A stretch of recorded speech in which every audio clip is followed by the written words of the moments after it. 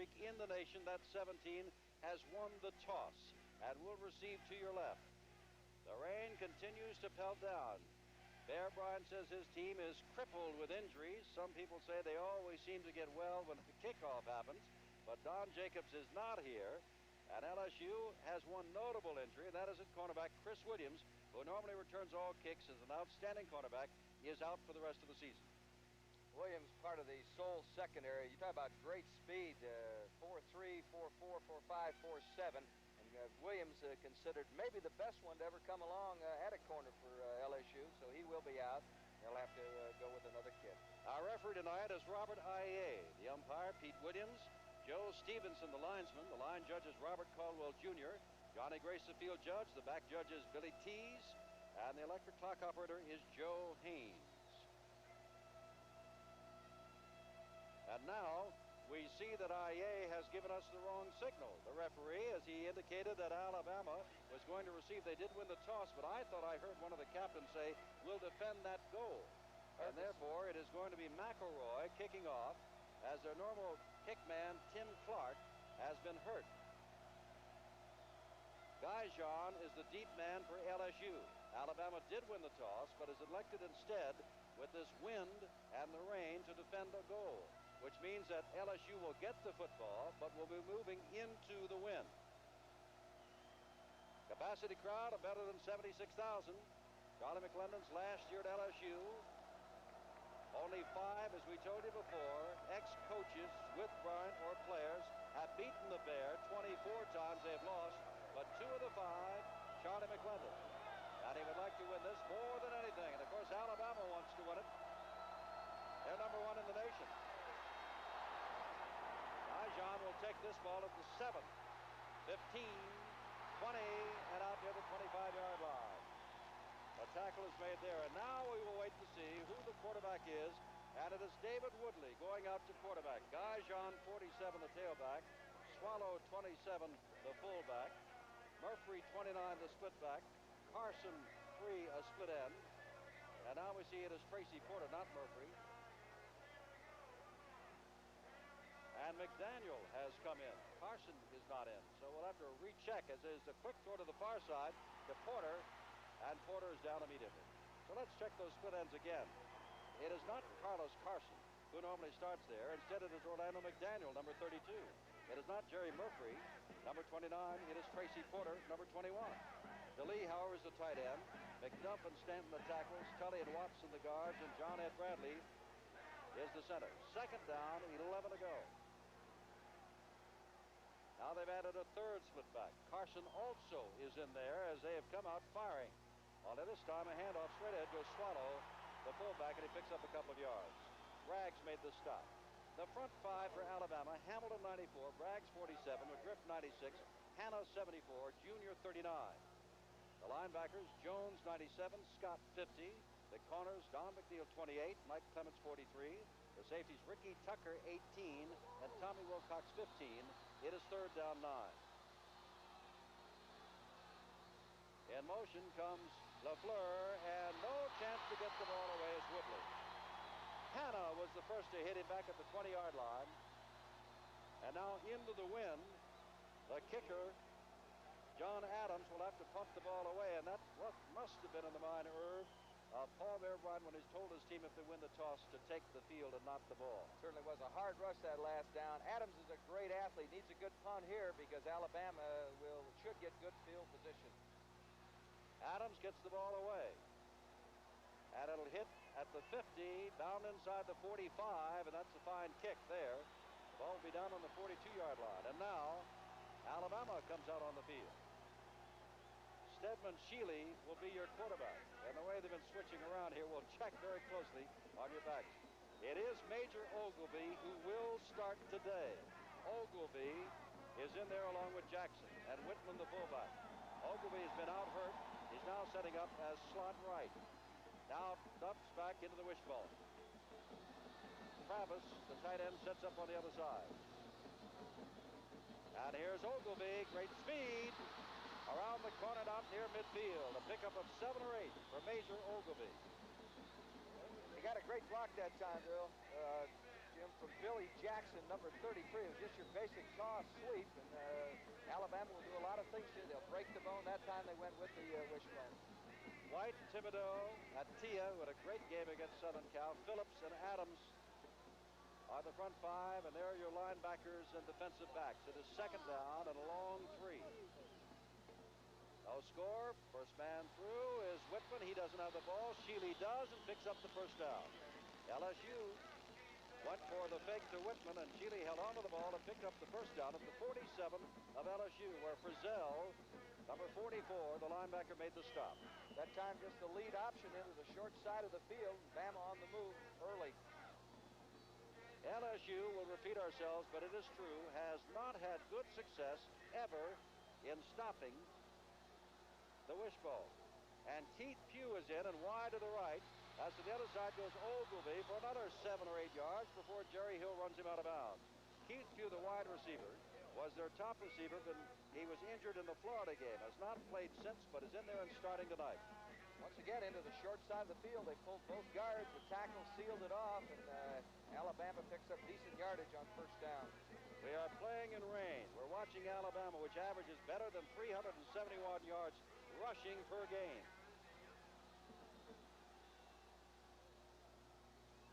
Shealy, long count. Whitman does have it, the fullback, and does get the first down near the 35-yard line. Marcus Quinn, the strong side safety, had to make the stop. And Whitman is 231 pounds. That is a large order. Nothing fancy there, just your straight hit into the line. Another first down for Alabama as they're running this wishbone to perfection. The thing they'll do, Jim, they'll get you coming up and then they'll throw over you. All at the 36-yard line. Just in the first 3 minutes plus of the game. No score, but Alabama on the move. Oh, knocked off bounds. That was Shealy, and there was Lyman White. And actually had his back to him, and Shealy ran into him and was knocked out. Lyman White, an excellent football player. He and Adams as good a defensive ends as you'll find in the country. You seldom see them take a side. In other words, they'll square up. They do not go around the block. Both extremely quick, and they'll be tough on the option. Second down and 13, the first time at Alabama. Has been a long yardage situation. Except on first and 10. Quick pitch back. That is Jackson trying to turn the corner. Runs into a crowd. And down he goes. Lyman White and Jerry Hill. White turned the play in. Hill and Ivan Phillips came over to make the stop. And it is third down and long. Another look. It's just the toss sweep. Alabama pulls both guards, leads with the 2 up backs, and here's White coming in to make a fine play on the ground, but just competes hard and does an excellent job. Third down and 12, and remember, Keith Pugh is in there and is wide to the left. A dangerous wide receiver. Shealy has not thrown yet. It's third and 12. He is back to throw. Looking, has the time, dumps it over the middle. It is caught at the 27-yard line, very close to the first down. Looks like Travis, the tight end, number 88. Stop was made by Jim Britt. And they may have to measure. What a job, Jim, by Tim Travis. He ran a squaring pattern from that tight end spot. Very close to a first down. They will take a look.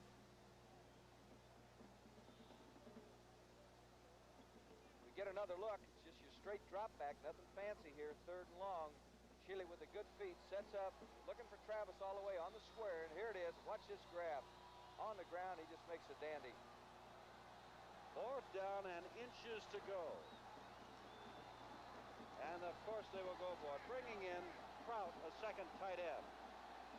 The ball at the 26-yard line. Travis made several clutch catches in that Tennessee game, but Alabama was trying to come back from 17 to nothing. Stedman Shealy has only inches to go. And takes it himself, and I think he got enough. He didn't need much. Alabama, outstanding. We have told you that they've rushed for more than 371 yards on the average. And Nebraska, which had some troubles today but did win, is number 1 in the nation,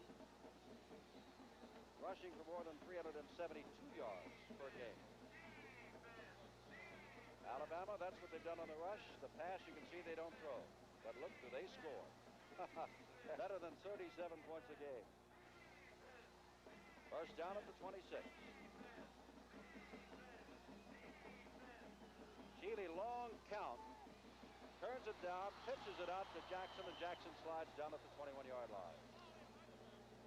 A gain of 5, second down and 5. Timing was a little slow on that play as they ran the lead option that time. Mitch Ferguson has come in. Ferguson, a junior out of Augusta, Georgia. And replaces Jackson. So it's Ferguson, Whitman, and Ogilvy. Kind of a surprise starter. And here's Ferguson turning the corner, or trying to at least, and maybe he got a half a yard before bumped out of bounds by Lyman White and Jerry Hill, who've done an outstanding job in the early going. And this is one of those things, Irv, where they say somehow the Alabama players get well when they kick off. Pugh was not expected to play too much of it all, and Ogilvy was a question mark, but they're both in the game. They're all here when it's really sticky. They're setting something up each time on that toss sweep. That quarterback, Stedman, has slipped out into the flat. I wouldn't be surprised to see a transcontinental before the night's over. No score, 5.5 minutes gone. First quarter, Alabama still moving. Sheely with the football. He is outstanding and has got the first down inside the 15-yard line. Down to the 12. Goes Stedman, Sheely, and again Lyman White this time with help from Tommy Frizzell makes the stop. But the Crimson Tide is rolling. Here's where this guy is so tough. We get another look. Counter option. Pull a guard. Watch this guy, Stedman. Just take the turn and cut upfield through the seam. He is so quick. All he needs is just a little bit of room. He's going to make it very tough on LSU. They are talking, and I mean the trainers, to an LSU player. It looks like Marcus Quinn.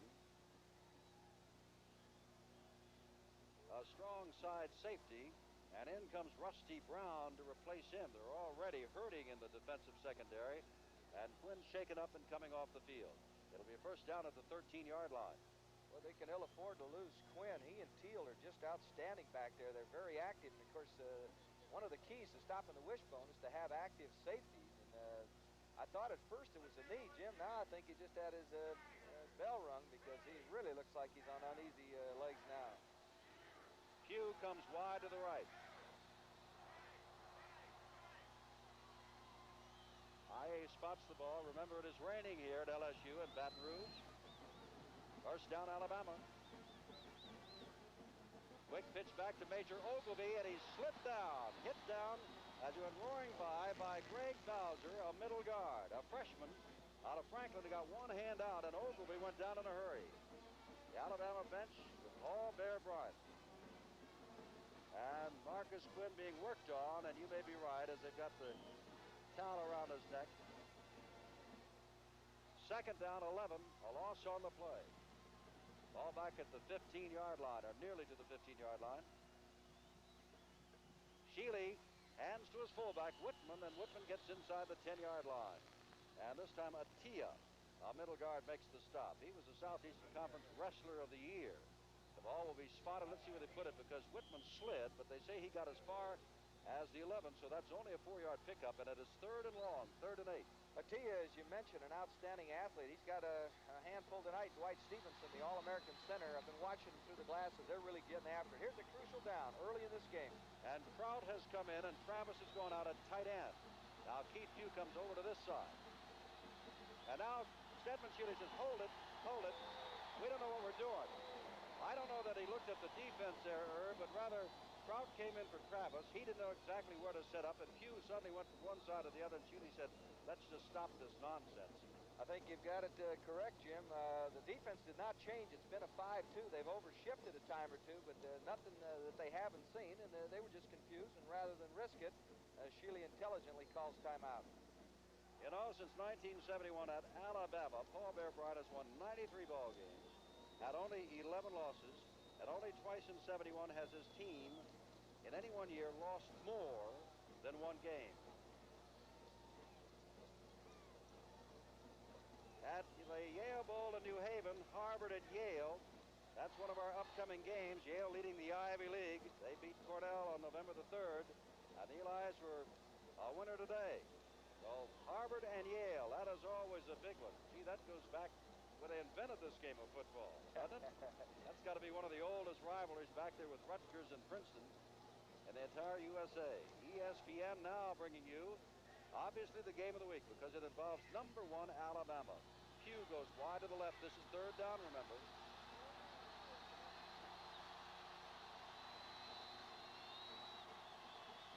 motion is Jackson. Shealy goes back looking, throws, and that ball may have been trapped, and it was.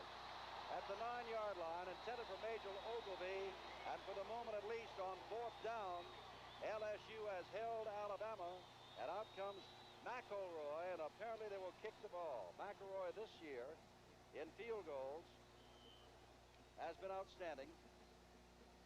He is 10 for 12. They will spot the ball with Humphrey, the punter, holding at the 18, so make it a 28-yard field goal attempt with the wind at his back. Alan McElroy puts it up, and it is no good. Off to the side. And LSU, as they're known to do in Death Valley, have held. Well, they really come alive. Listen to this crowd now. That might be just a little push that the Tigers need to really get after it. The kick, he just kicked it wide. Ball was right in the middle of the field, what have you. One of those things. Still coming out is David Woodley. Now remember, in the LSU scheme of things, he is primarily a running quarterback. When they bring in Steve Ensminger, whom they call Stevie Wonder, he is the man who throws the ball. Okay, Gajan picks up a few yards, and that's about all. Before Reggie Jones makes the stop, Tom Boyd, or Robbie Jones, I beg your pardon, Thomas Boyd has been injured over there, who's the leading tackler, and so Robbie Jones is starting tonight. That's the weak side linebacker. Alabama extremely quick to the ball, Jim. That is one of their strengths. They really get after you. Johnny McClendon said, I've never seen a more aggressive team. 2nd down and 8. Woodley hands off, and that is Gajan again, and again a couple of yards only. And it'll be 3rd down and long, or John Adams again will have to punt into that wind. Well, once again, it's just a tough running against them. Sprint draw that time. Not a lot of running room for the Tigers, and they're faced with 3rd, really a passing situation. Question is, do you want to put it up deep in your own territory? Carlos Carson has come in. He is leading the club with 27 catches. His number is 3. And it's 3rd down and 5 to go. And Woodley back to throw, puts it up. The man was bumped before it got there. They will call that. That's an obvious call. It looked like Robbie Jones hit him before the ball got there. And that'll be a 1st down for LSU. Tigers put a lot of pressure on that time, Jim. Went with 3 wide receivers and then used motion. And there we get a look at the call by the official. Here's motion. That makes your secondary basically go man for man. Here's Emsinger looking for his man. We'll see the call, a correct call. There's the contact first. So LSU keeps this drive alive because of the penalty. That was Woodley rather than Emsinger. The ball was intended for Swallow, the fullback. 1st down, the ball at the 28-yard line. And would you believe it, this is as far as LSU has gotten tonight. But there's no score, and that's all they count about. Quick pitch back. Gajan got some room on that side, turns the corner, and down he goes. Tripped up by Tucker as he crossed the 30-yard line, out to the 33-yard line. It looked as though had he turned and gotten by Tucker, he might have gone the whole way. A good-looking play, down-the-line option with motion. A good block by Robert DeLee. We take a look. Big Gajan picks him up and lays him down. Gets the good block right there from DeLee. Gajan, as you mentioned, Jim, he gets by him. He's in good shape. And DeLee, as you mentioned, Herb, is an outstanding blocking tight end. Flag is down as Gajan carries the ball. Perhaps not back to the line of scrimmage before he is submarined there by Hanna. David Hanna, the 4th hand of the play at Alabama. IA is saying that illegal procedure or motion is charged against LSU.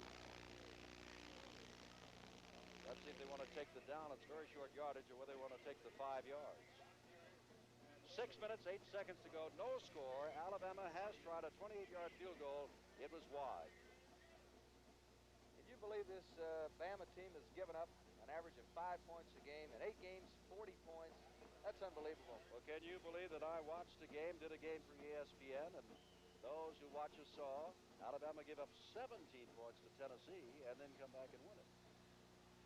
Jim Bob Harris has replaced Wilcox in the defensive backfield for Alabama. They've taken the penalty. It is 2nd down and 8 to go.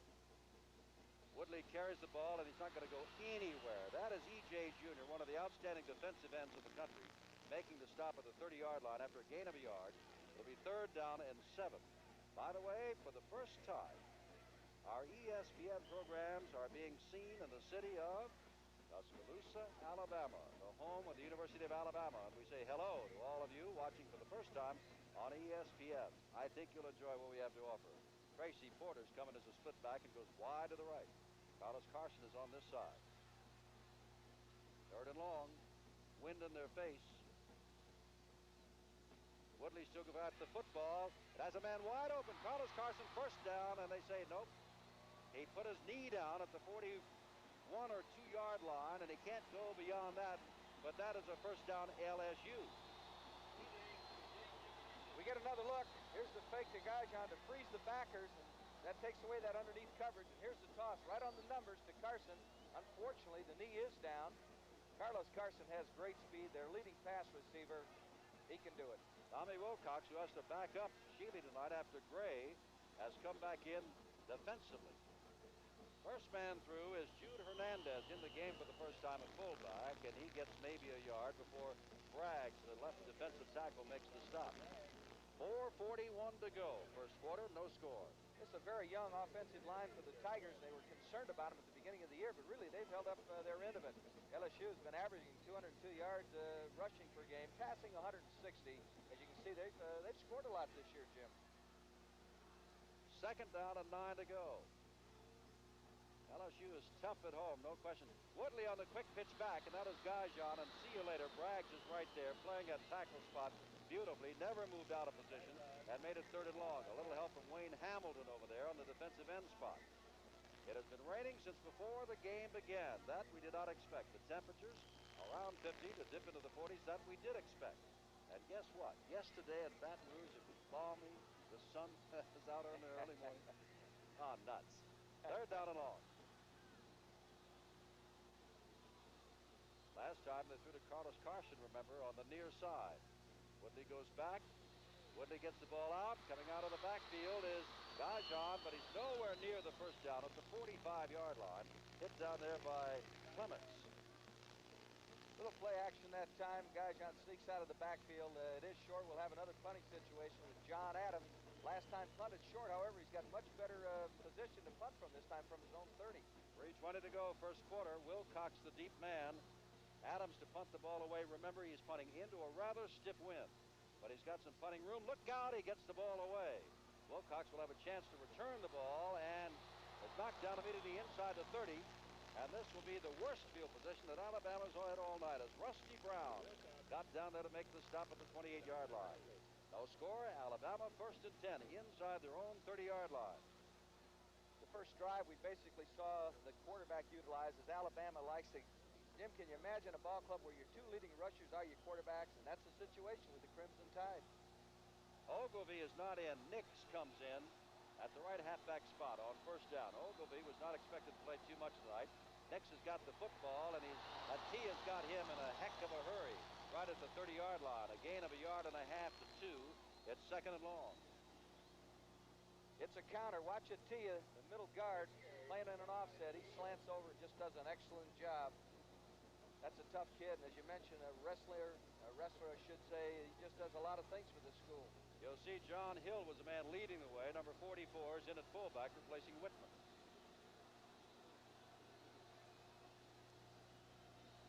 Second down and long. Whoops, Sheely hands the ball off to Ferguson, and he is met head-on by Thibodeau and Lyman White. And it is third and long, and now Alabama realizes, but then again realized that Alabama last week at halftime 7-7. And remember, since Georgia beat Florida today 33-10, if Georgia beats Auburn next week, Georgia goes to the Sugar Bowl. And don't you think the Orange Bowl and the Blue Bonnet Bowl and the Cotton Bowl people aren't hanging around this place tonight? In case Georgia does win, they want to be right on the good side of Alabama. Third down and long. Stedman Sheely back. Now looks to run. Steps around one man and is hit short and hit hard. As he gets to the 34, Alabama will have to kick the ball away. The linebackers, Frizzell and Hill, made the stop.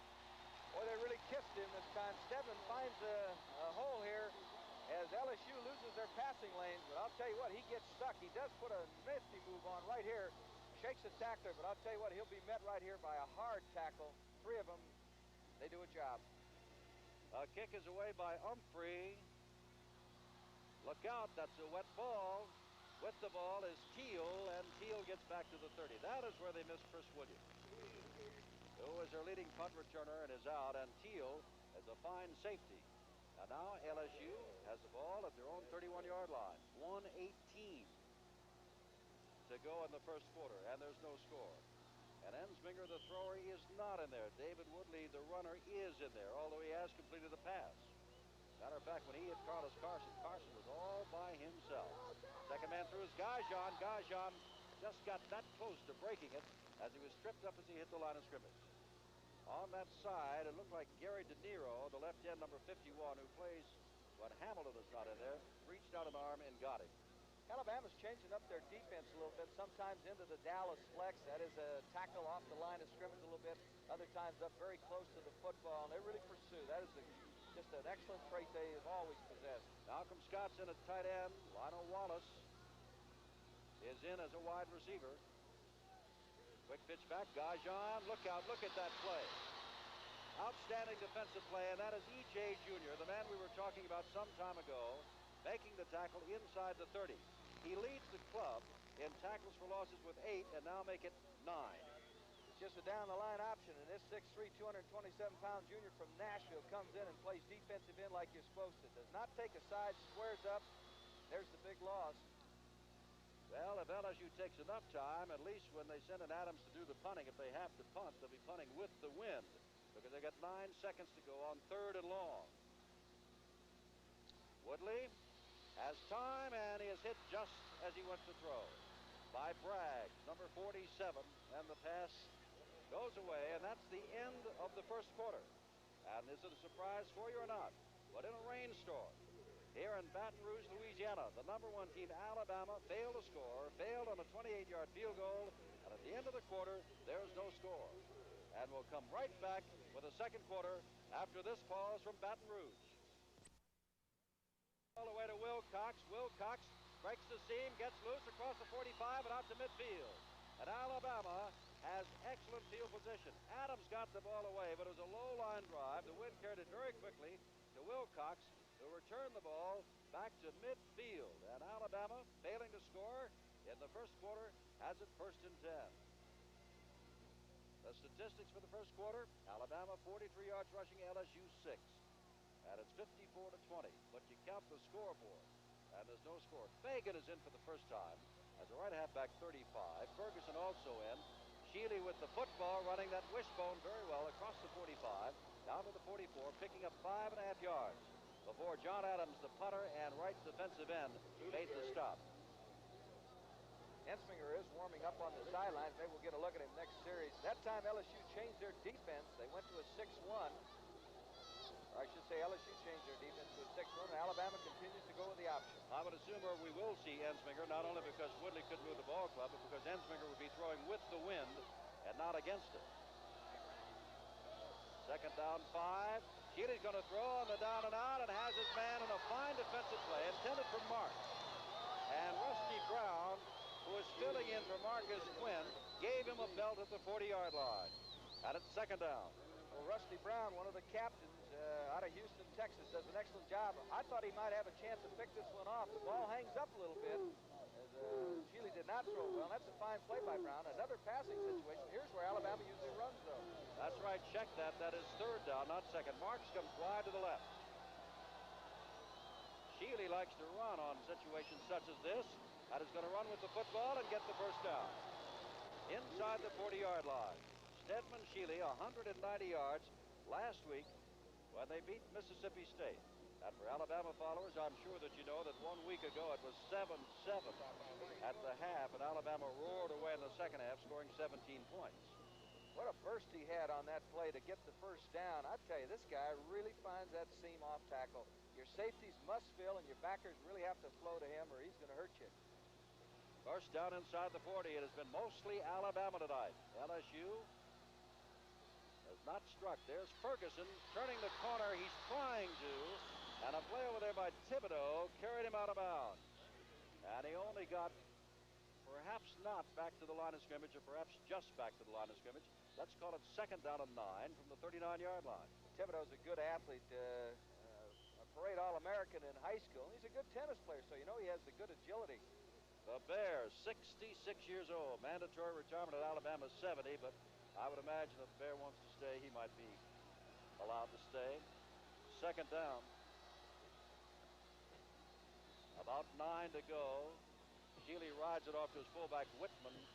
And this is a big man from Birmingham, and he's going to make it 3rd and short as he barrels inside the 35-yard line.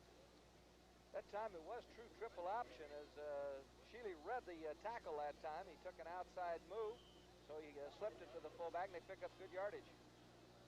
Thibodeau comes out for a moment, and Leonard Marshall, a freshman, goes in at left defensive tackle for LSU. And Keith Pugh is in and comes wide to the left. Trout is in to the right. It is 3rd down and 3. First man through. Whitman, first down inside the 30-yard line. They expect to have Alabama run and run successfully. They've done that all year long. The question is, can they get the ball in often enough against LSU? The people who forecast such things say easy, they'll win by 2 touchdowns. Well, that Whitman is an armful. He's 231. I'll tell you what, he's got great leg drive. He'll run inside those tackles as well as anybody. Ball at the 28-yard line. Pugh comes wide left. Trout to the right. 0-0 early second quarter. Alabama in Death Valley against LSU. Shealy keeping the football at a couple of yards only does he get. Down at the 26-yard line with the Tia, the middle guard, and White, the left defensive end, making the stop. Tigers were in a slant right that time, and the Tia showed tremendous quickness. Of course, that battle's still raging in the middle. He and Stevenson, that's a couple of fine football players. Second down, Stedman Shealy. Something's wrong with him. Now remember, Don Jacobs is out. Shealy may just be shaken up. He is walking off. Alan Gray has played a little bit, mostly as a wide receiver, has only thrown the ball. He's been bothered with a hamstring. After him is Tommy Wilcox, who's playing defense, but was a high school quarterback. And the one thing that they don't want to happen is to have Stedman Shealy get hurt. Apparently he'll come back. Let's take a look and see if we can see where the injury comes, Jim. Here it is, just the lead option. He reads the tackle, comes down the line. Big T is going to come into the picture right there. Look at that pursuit. It just looks like a hard fall. We expect him to return. Rain continues to come down at Baton Rouge, Louisiana, where the #1 team in the nation, Alabama, tries to extend its winning streak to 18 in a row, the longest in the nation. Southern Cal had its winning streak, they haven't lost, broken by the 21 points of Stanford in the second half, and they got tied 21 all. There's Stedman Shealy. Obviously, I'm not going to say he's all right, but he is well enough to play. Another sellout crowd. And I think one of the biggest accomplishments that anybody could have pulled off is to get a hotel room in Baton Rouge, Louisiana for this weekend. It is tough. The ball at the 25.5-yard line. It is second and long, about 8. Pugh this time wide right, and Trout comes to the left. Shealy remains the quarterback. LSU band plays as the handoff. They get the ball away and sit on a pitch out to Ogilvy, who's come back in. It'll be 3rd down and 2 or 3 yards. And Shealy showed that he's okay there because he held on to that football to the last possible moment. Boy, did he ever, Jim, because number 86, John Adams, was in his face quick, had a crash on. Look at this, and Shealy gets rid of the pitch. And it could have been bad news, but I'll tell you, that's just an excellent athlete. As Ogilvy appears to be running hard tonight. He's been banged up a little bit. Marcus Quinn has returned. Remember, he went off. Number 40, he has come back in. 3rd down and 4 to go. Pugh wide to the right. But I would count on Alabama running the ball, and I'm wrong because Shealy's going to throw the ball. Look out, Ferguson, and he trips over his own feet.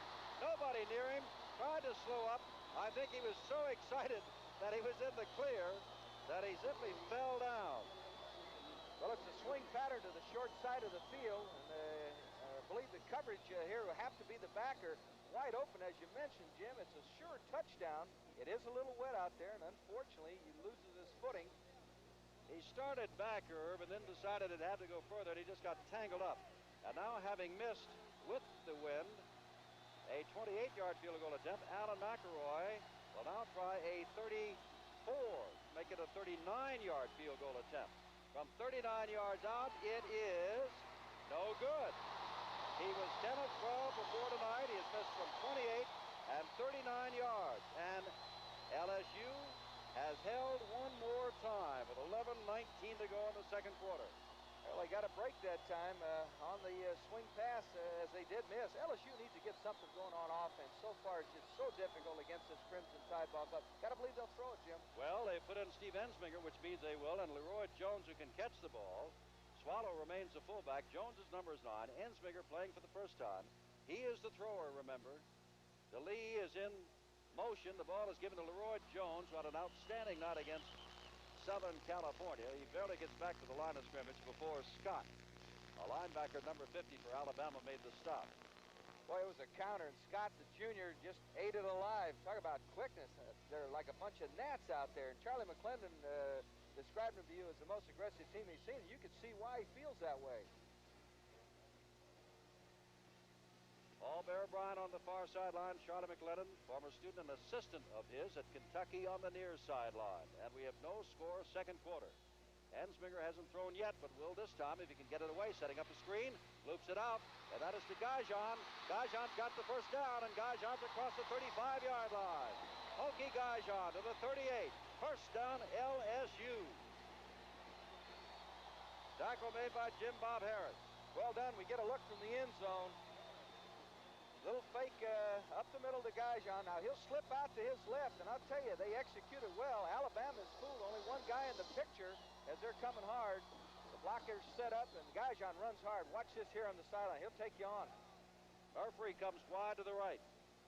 On first down from the 38. Ensminger, the thrower, is in there. This time he hands off to the fullback, Swallow.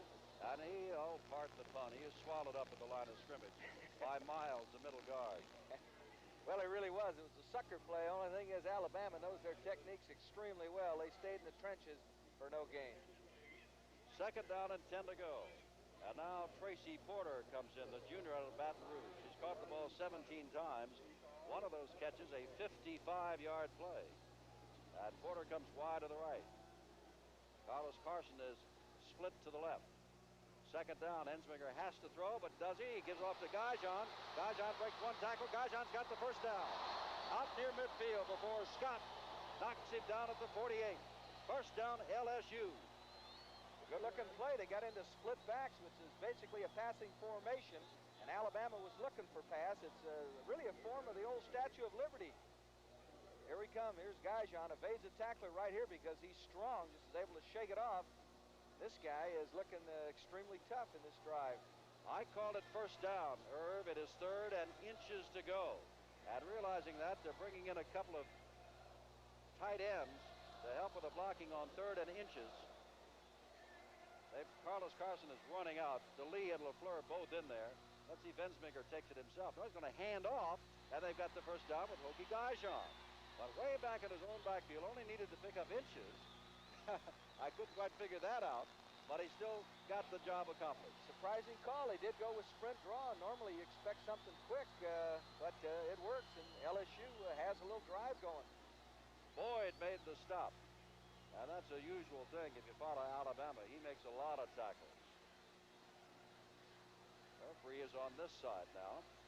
On first down at midfield as LSU has nosed the ball just across into Alabama territory. Ensminger on the pitch back. Gajan tries to get around the corner and does for about 5 yards. To the 45-yard line. A flag is down at the 49-yard line of LSU. And it might be that there's clipping involved as he tried to get around the corner. And DeLee is hurting a little bit, swinging his shoulders around. Wayne Hamilton is saying if it's a penalty against LSU, we take it. Shame the play was called back for the Tigers. Swallow had a fine block on the lead option as Gajan continues to impress in the first half. Well, they only mark off 5 yards. So let's see what Robert Ayai says, and that is a legal procedure or motion. Second time they've thrown that penalty tonight. 9:05 to go. We're in the first half in rainy Baton Rouge at Tiger Stadium, often called Death Valley, and no score. First down and 15 to go. And Ensminger back to throw. Ducks out of a tackle. Ensminger across the 50, not known as the runner, and picks up 5 yards to the 45-yard line.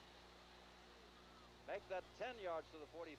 It'll be second down and 5. As the original line of scrimmage was at midfield, remember, the penalty put them back to the 45 of LSU. They're now on the 45 of Alabama. Crimson Tide did something that time you normally don't see them do. They lost their passing lane, and then the defender on that side, number 90 Boyd, left his feet, and Ensminger scrambled effectively. Dave Cook, listed on the right side, has come in as left offensive tackle for LSU. McDuff has come out. It is second down 5.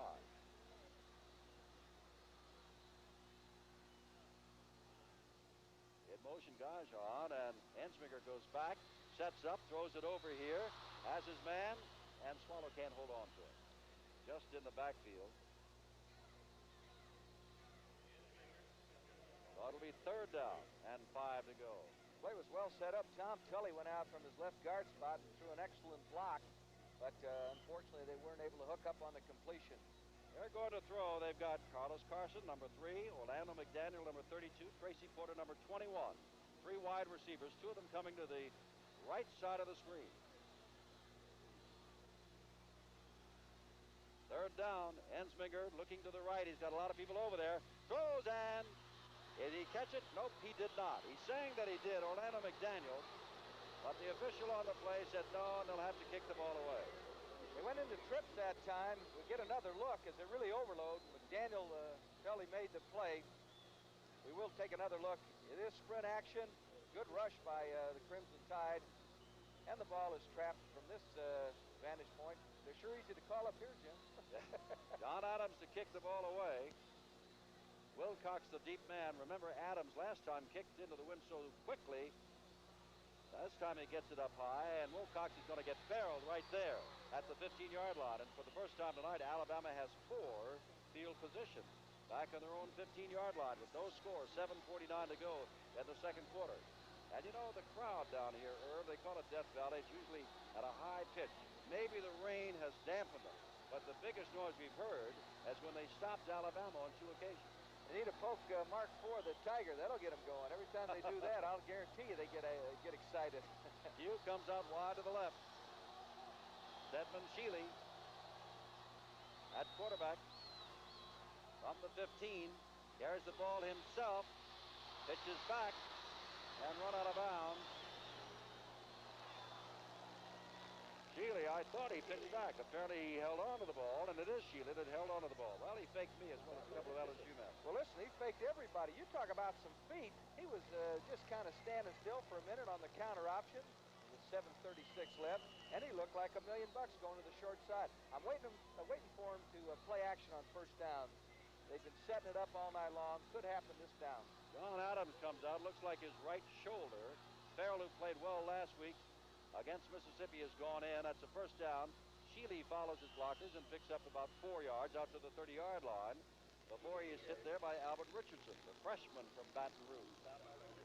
That time Shealy followed Big John Hill. He's 6'1". They list him at 193. Looks bigger. Shealy is going to carry that football every other time in the Bears attack.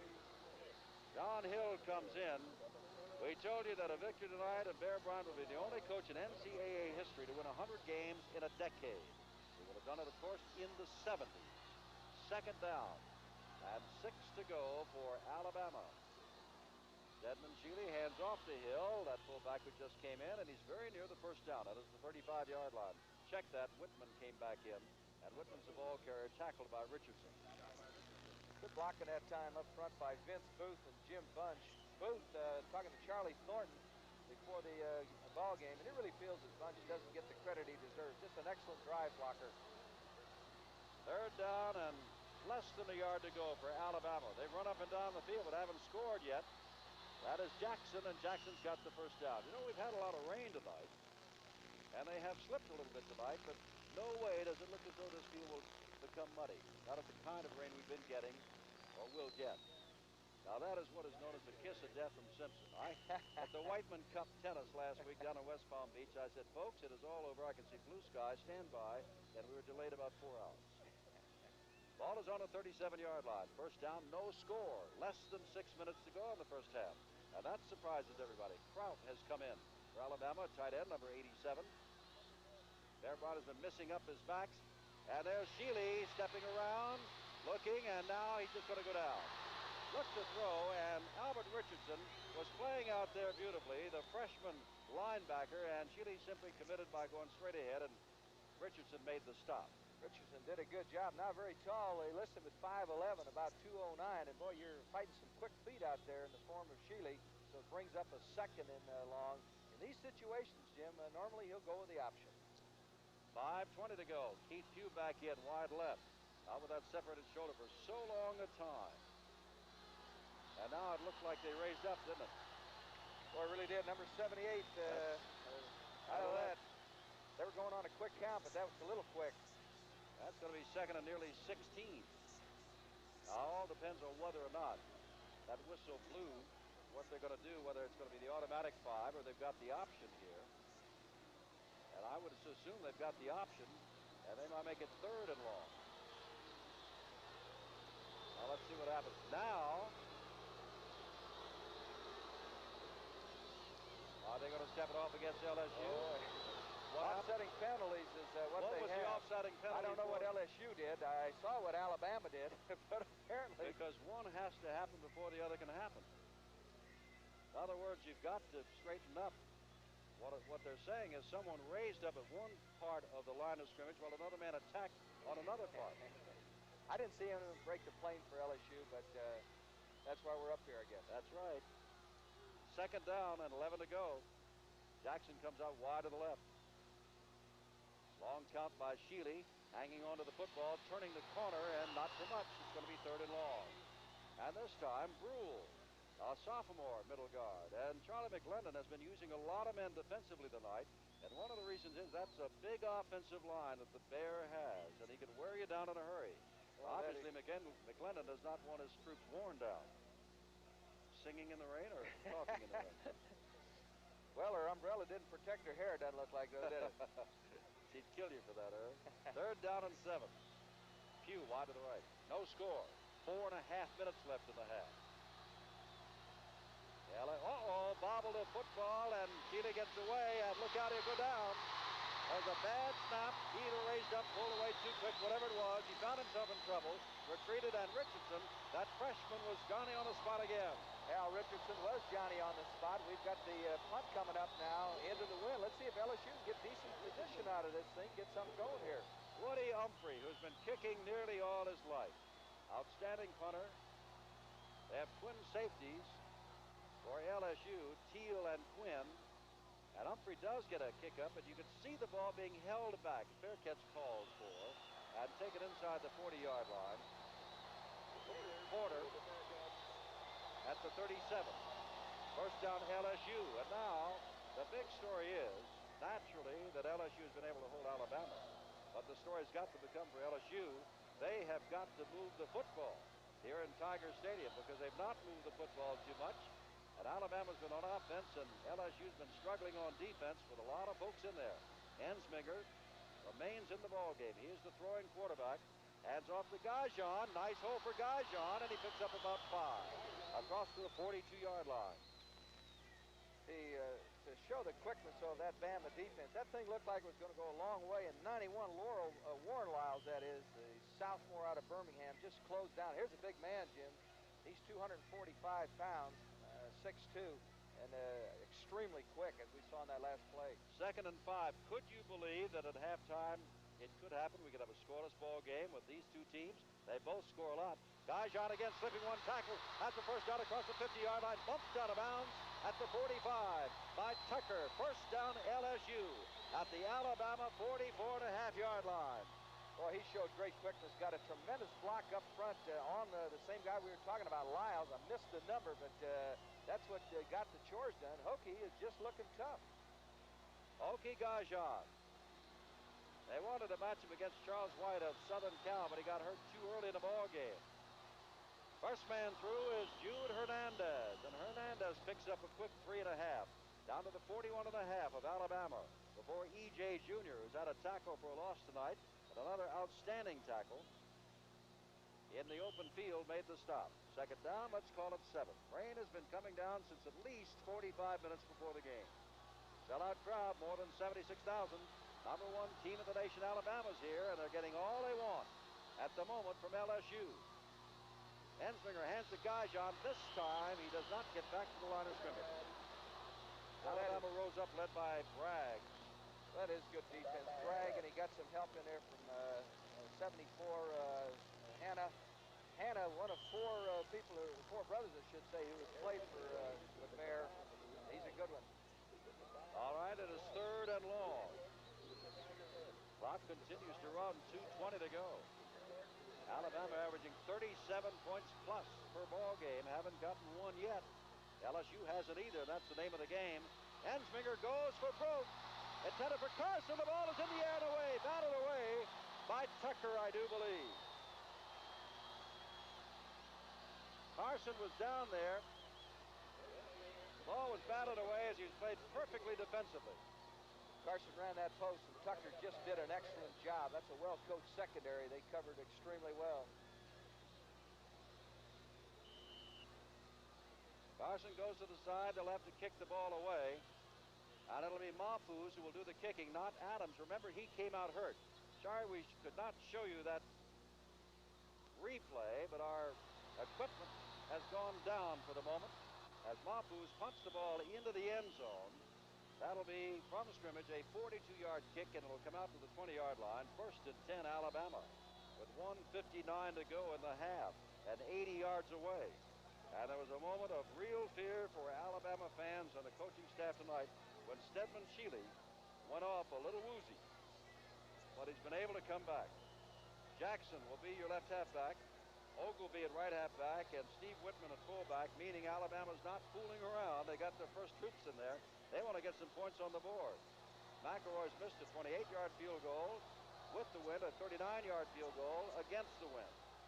LSU has not come close to scoring.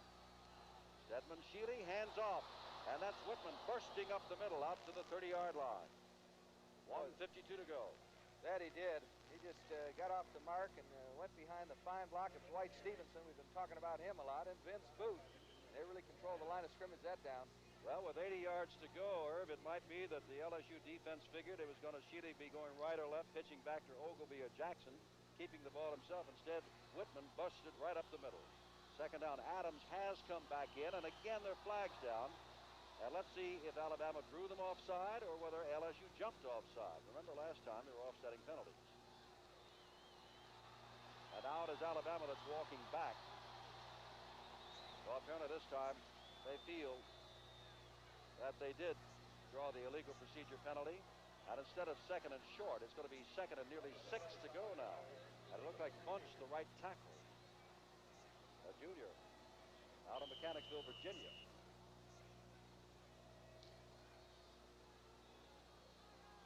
2nd down and 6 to go.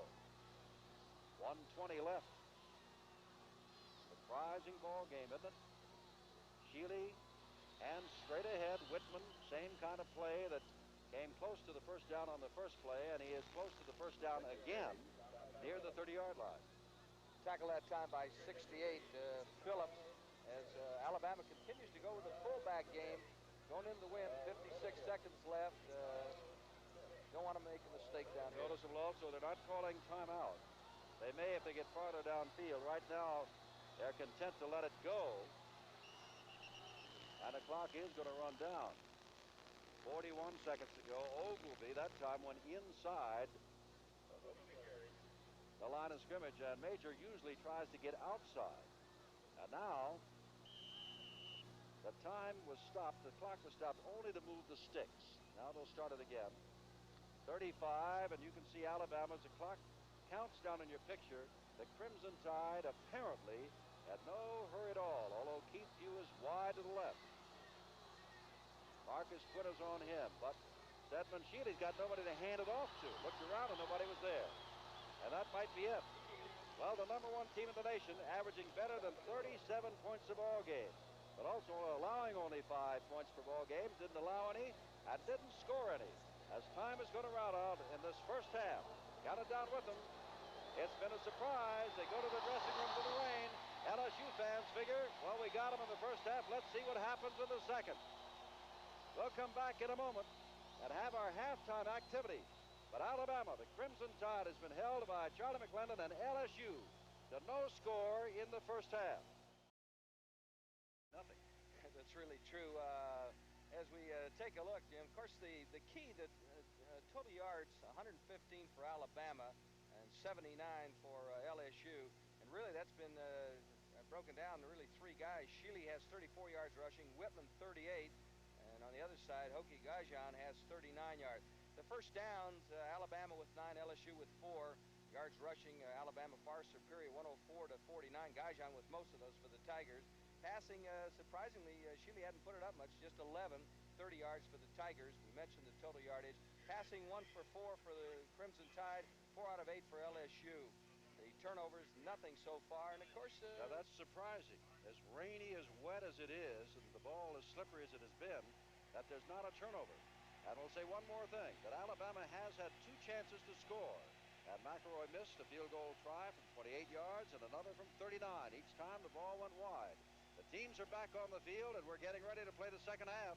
It is Alabama nothing, #1 in the nation, and LSU here in Death Valley also nothing.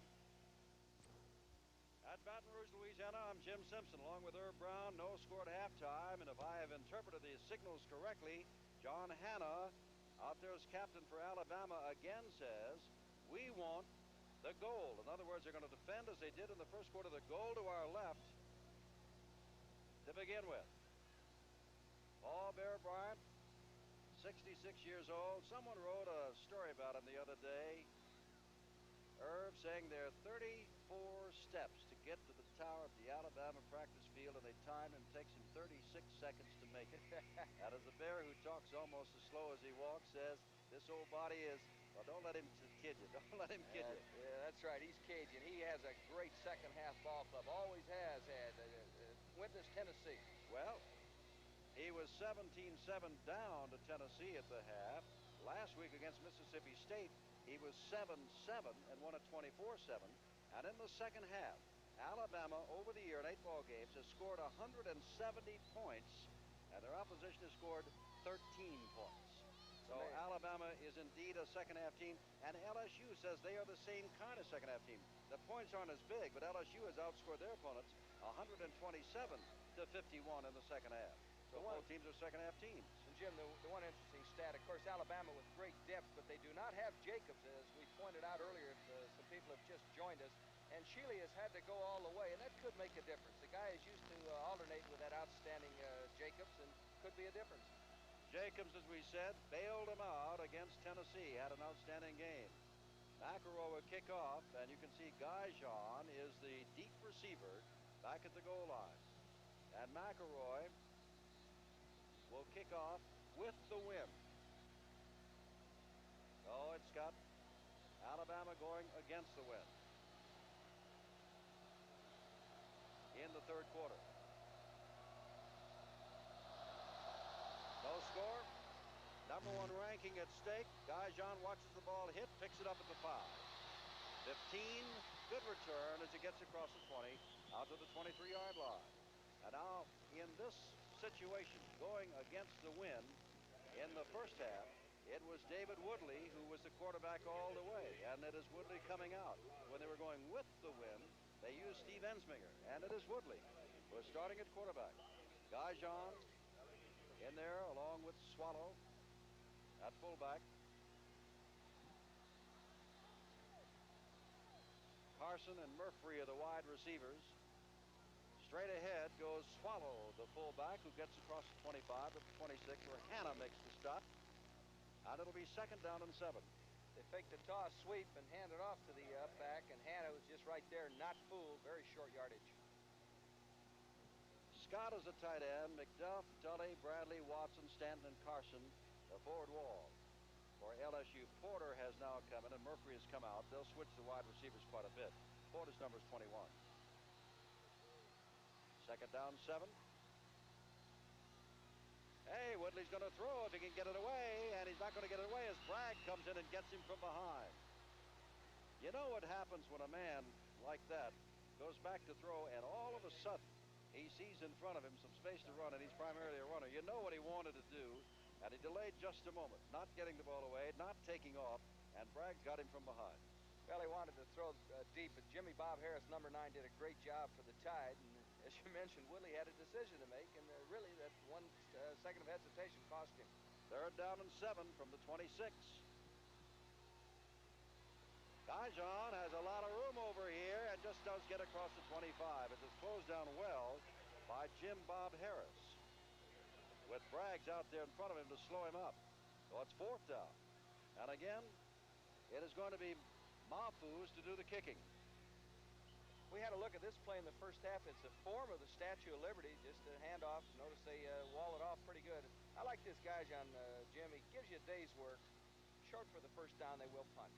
Mahfouz got a good kickoff with the wind, but a bad kick against the wind, although it's getting an LSU bounce inside the 45. Alabama's going to wind up with excellent field position. And let me tell you that Brian Braggs, the junior out of Montgomery, who had 2 outstanding plays toward the end of that LSU series, limped off. He is injured, and we'll see if he comes back. Right now, Alabama goes on offense. Stedman Shealy, of course, will be the quarterback. Jackson, Whitman, Ogilvie, your setbacks. Travis, the tight end. Marks wide to the right. Stedman Shealy turns to go the other way, running that wishbone. Pitches out, and Ogilvie's got the football and a lot of yardage. Inside the 40-yard line to the 37-yard line, where Lyman White ran him out of bounds. And LSU, as they did in the early part of the first half, trouble holding down that wishbone. What a start for the Tide.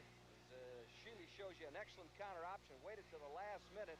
Jackson was out leading the left halfback, and that's what you have to have if you're going to run the wishbone the way Bama does. Excellent blocking from your halfbacks. Ball on the 37. Keith Pugh has come back in wide to the left. Early in the 3rd quarter, no score. Alabama looking for one. They've been close before. Stedman Shealy, that is the fullback Whitman, and Whitman has had good success. And he rolls inside the 30-yard line, down to the 28-yard line, where Bill Farrell and James Britt made the tackle. It'll be 2nd down and short. Long count, and Booth continues to impress up front. The right guard really firing off the line of scrimmage. LSU in a 9-man front virtually, daring Shealy to throw the football. And so far, they've been able to move it on the ground in the second half. Don't forget that's an All-American center in there also. Stevenson, number 57. 2nd and only just about a yard. Well, there was a trip by the fullback Whitman, but Ogilvie carried the ball and's got the first down, I do believe. It'll be close. Whitman, who was trying to come off the starting blocks for his block, slipped, and Ogilvie had to dash by him. Well, they've marked it outside the 26, and if that's outside the 27, if that's the case, it's 3rd and short.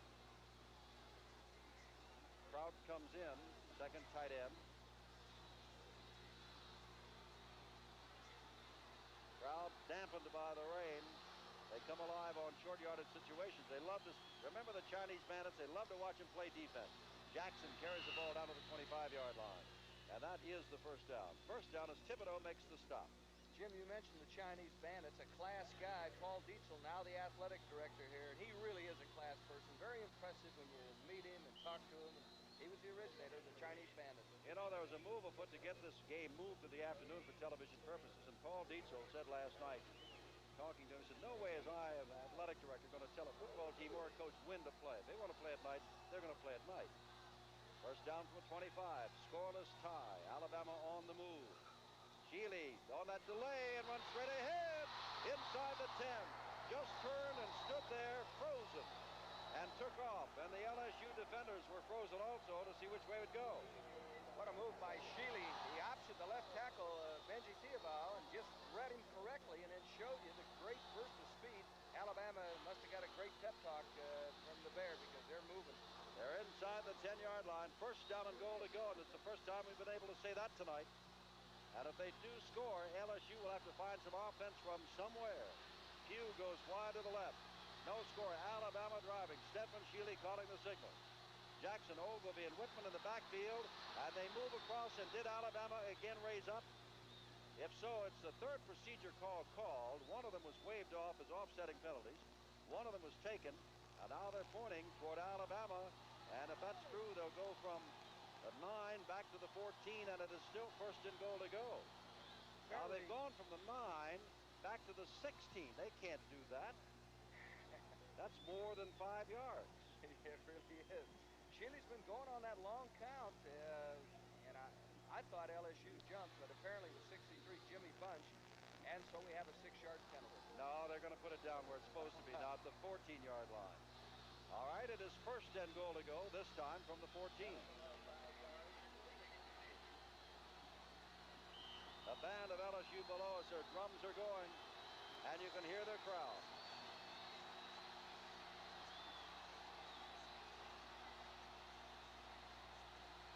Long count by Sheely, trying to draw them. Sheely gets a couple from the 14 down to the 11, and it may be a problem here. Ivan Phillips came over and I don't know whether he's hurt or what. Lyman White and Frizzell made the stop. Phillips put his arm up and now is going to come out, and Williams is going to go in. It's really noisy. That time Sheely tried to audible, and I tell you, now the crowd has come to life, where the first half they were kind of sitting around. Second down from the 12. They've got to score or try the field goal. They can't get a first down. That is Whitman, and he is actually thrown for a loss. And it's third down. Lyman White leading the way. Frizzell again, the same two that were in on the last play. That's good goal line defense. You know, Frizzell had some type of a disease that they couldn't diagnose. He was able to fight his way back, and football's a piece of cake for him now. And now all of a sudden, Jim, it's third down, very long. Let's see what the Bear chooses to do. Get the ball in the middle of the field, go for the field goal, or throw the ball. 9.5 minutes to go, third quarter. There is no score.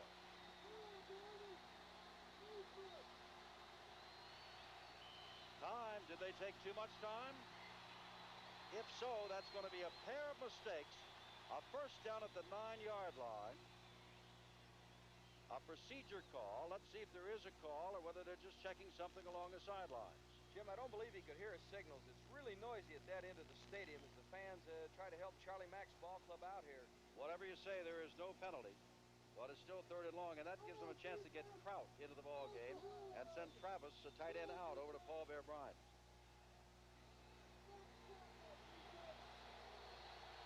Third down, they're at the 11-yard line. Marks is wide to the right. Everybody else in tight. Sheely, flag goes down. Sheely pitches out to Ogilvy, heading for the sideline. Bumped out of bounds before he gets in, but remember, a flag went down early on.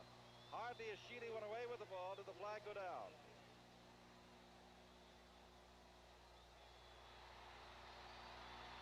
And it is too much time. That's the initial signal. They took too much time in getting the play away, and there is the second mistake Alabama, one of the top offensive teams in the country, has made. First of all, a legal procedure, then too much time. Takes the ball back over the 16-yard line, third down and goal to go. Boy, that was a mistake, and yet Alabama looks so good on the counter option. Alvin Thomas saved a touchdown. None of it counts because of the procedure penalty. Third and long, they did go to the option. They have third and long once again. I tell you, you never know what to expect from the Bear. Keith Pugh is in, and Rusty Brown is coming on out on defense. Keith Pugh is wide to the left. Kraut is wide to the right. Third down and goal to go. Sheely knocked down as he gets to the 10-yard line, and that was Marcus Quinn, who had his bell rung earlier. And Quinn is down again. Well, what a hit by Quinn. You talk about a form tackle as he takes Sheely. They split both ends and ran the seam, and Sheely looked like he had something going. And Sheely is limping a little bit also. But I tell you, Quinn looks like he's out cold. He snapped it. There's a good look at Sheely limping off, so he's banged up a little bit too. They snapped an am cap under Quinn. He didn't move. Don Jacobs is on crutches, the number 2 quarterback. Marcus Quinn beginning to move a little bit. It will be from the 17-yard line, the attempted field goal by Alan McElroy. And that would mean a 27-yard field goal attempt. He's missed one down at this end of the field from 28, at the other end of the field from 39. Jim, you know, Quinn has the reputation of a headhunter, and we saw a great tackle that time. That was two fine athletes meeting at about the 13-yard line, and hopefully this guy is going to be all right. He's very important to their defensive scheme, and right now he just is not moving. Well, when you see a tackle like that, Herb, where someone sticks their head in and another guy goes flying, you know somebody is liable to come out on the short end of the stick. And Quinn put it in there, and so while we're waiting to see how Marcus is, all of us, of course, hoping that he will be all right. It looks like they're about to help him up. We'll remind you that Oklahoma plays at Missouri next week. Another Big 8 conference battle. And ESPN will be there. And you know that Billy Sims is trying for his second consecutive Heisman Trophy. And he's leading the nation in total points scored. He had 20 touchdowns before today. Missouri, you can't figure them out. You just can't figure them out. They scared the dickens out of Nebraska a week ago, and then they come back, or before that, they had some rather easy games, at least on paper. None of them is ever easy, and they lost them. And at the moment, we're 4-4 and 1-3 in the league. Starting today, it'll be fourth down, and the concern is not the fourth down situation. The concern has to be Marcus Quinn, the junior out of New Orleans. Well, they are finally getting him up, and hopefully he just is out and nothing serious, because that was quite a collision.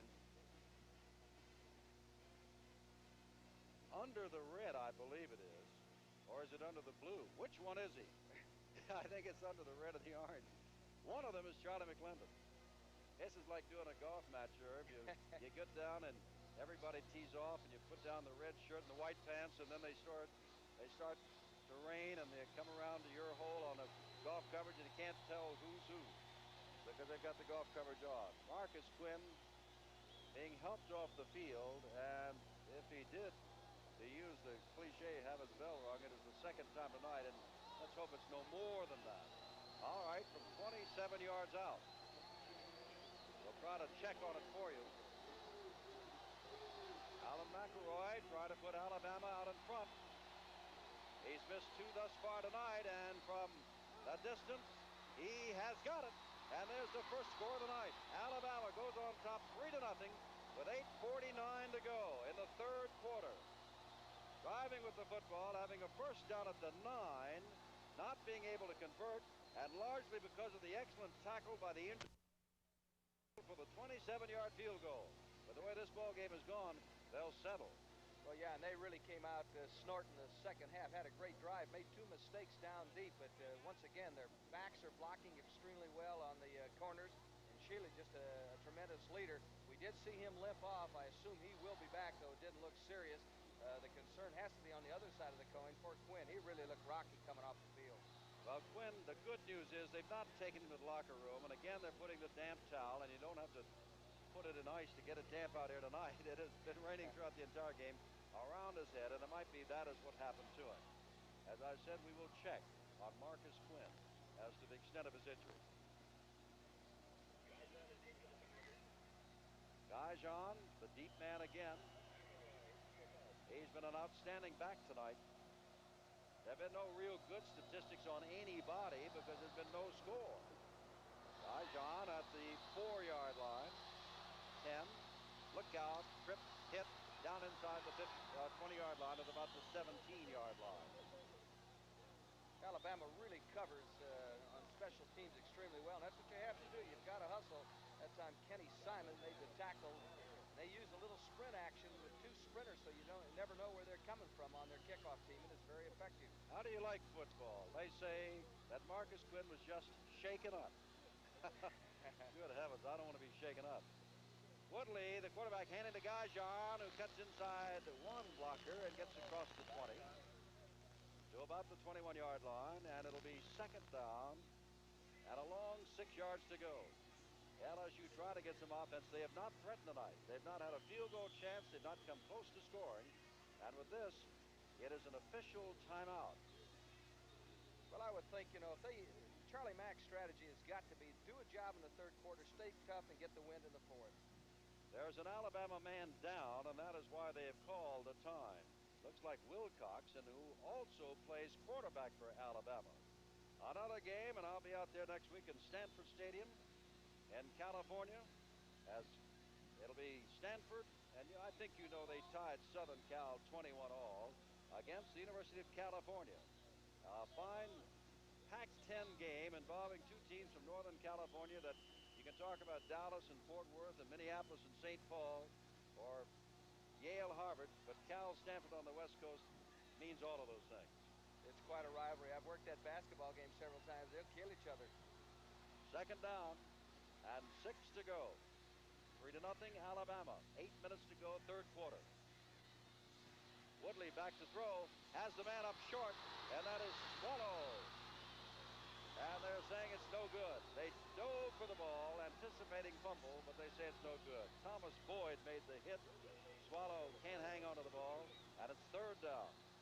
Boyd stuck that headgear in the back and really stripped the ball from Swallow, and Boyd is all over the football field, as he has been most of the year. Let's make a correction here, Irv, and that was Gajan 47, not Swallow 27. We apologize, and we also apologize that we're having what is known as technical problems.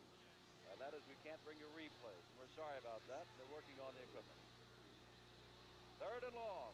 LSU's got to get something going here. There's a lot of time left, but they haven't been able to get anything going, so they're going to Murphy's on the screen play, and Murphy's has got the first down. Out near the 30-yard line goes Jerry Murphy, the senior out of, guess where? Birmingham, Alabama. Single back setup that time, an excellent screen pass, and yet the Crimson Tide reacted quickly. That thing looked like it would go a long way. It does pick up the first, and it looked good. They executed it extremely well. Leroy Jones has come in at tailback, and Gajan came off hanging a shoulder, it looked like, a little while ago. But apparently still along the sidelines, and I don't see anybody working on him. First down, LSU from their own 29-yard line.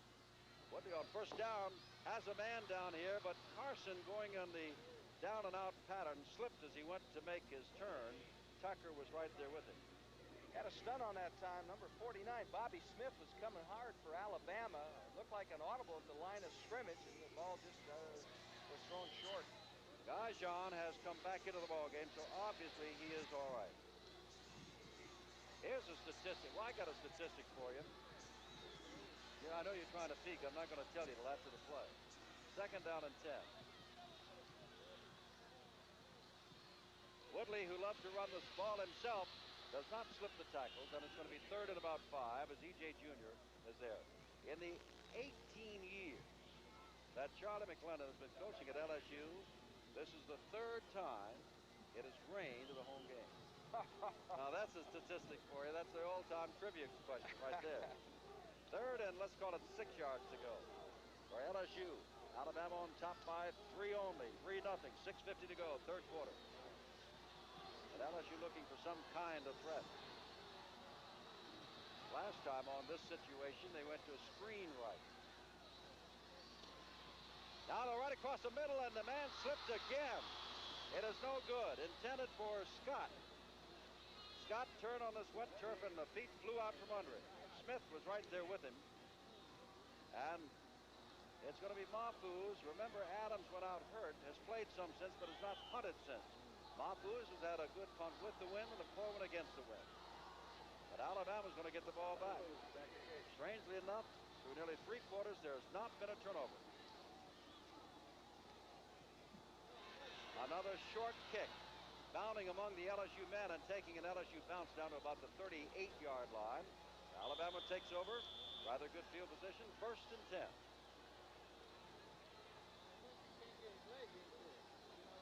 Ball game is far from being over. Alabama an explosive team, and LSU has been on occasion too. But I'll tell you one thing: win, lose, or draw. Irv Brown, I saw LSU against Southern Cal. They scared them, and at the moment they're scaring Alabama. Jackson, Whitman, and Ogilvie are setbacks. Whitman, ball pitched out by Shealy after the fake to Whitman. Ogilvie takes it to the 45-yard line. I tell you, every time Whitman takes the ball or doesn't take the ball, he draws a crowd. And Shealy gets out there wide with that dangerous option, and that's what LSU's always had to worry about, the wishbone. And nobody runs it better in the country today than Stedman Shealy. That's an excellent point. He just makes things happen so quick. He just reads the end or the tackle, depending on his assignment, and does the job. Second down and 4 to go. Game is still on the field. Now that fake to Whitman again, the same play as they pitch out to Ogilvie again, and he's got the first down as he moves into LSU territory at the 48-yard line. Jim, he got the bear on the sideline, and I hope he's not hurt because he went down hard. Well, he's up.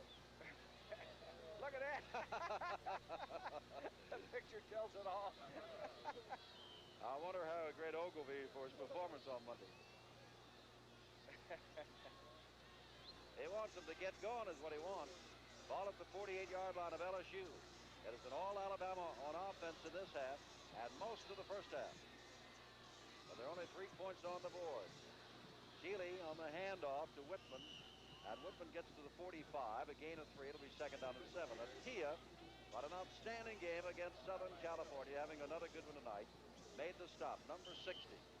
LSU changed their defense again. They're going into what some coaches like to call a power defense. It's almost a 6-5. They're just defying Shealy to throw the football, really coming up close to that line of scrimmage. Jerome Francis has come in, number 93, a sophomore. He'll play at the left defensive end spot. Second down, 7. And that was Wilcox, it looked like, at quarterback. Let me check that. As they get up. I thought I saw number 15. I must have been dreaming.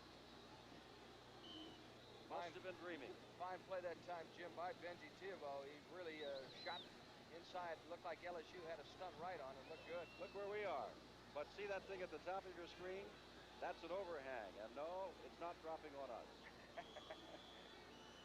And now time is going to be called as Shealy goes to the sideline. On 3rd and long to check with the Bear and his staff of what must be done here. 3rd down long, the ball on the 48-yard line. Let's talk about Louisiana State. Only this time, let's talk about basketball under Dale Brown.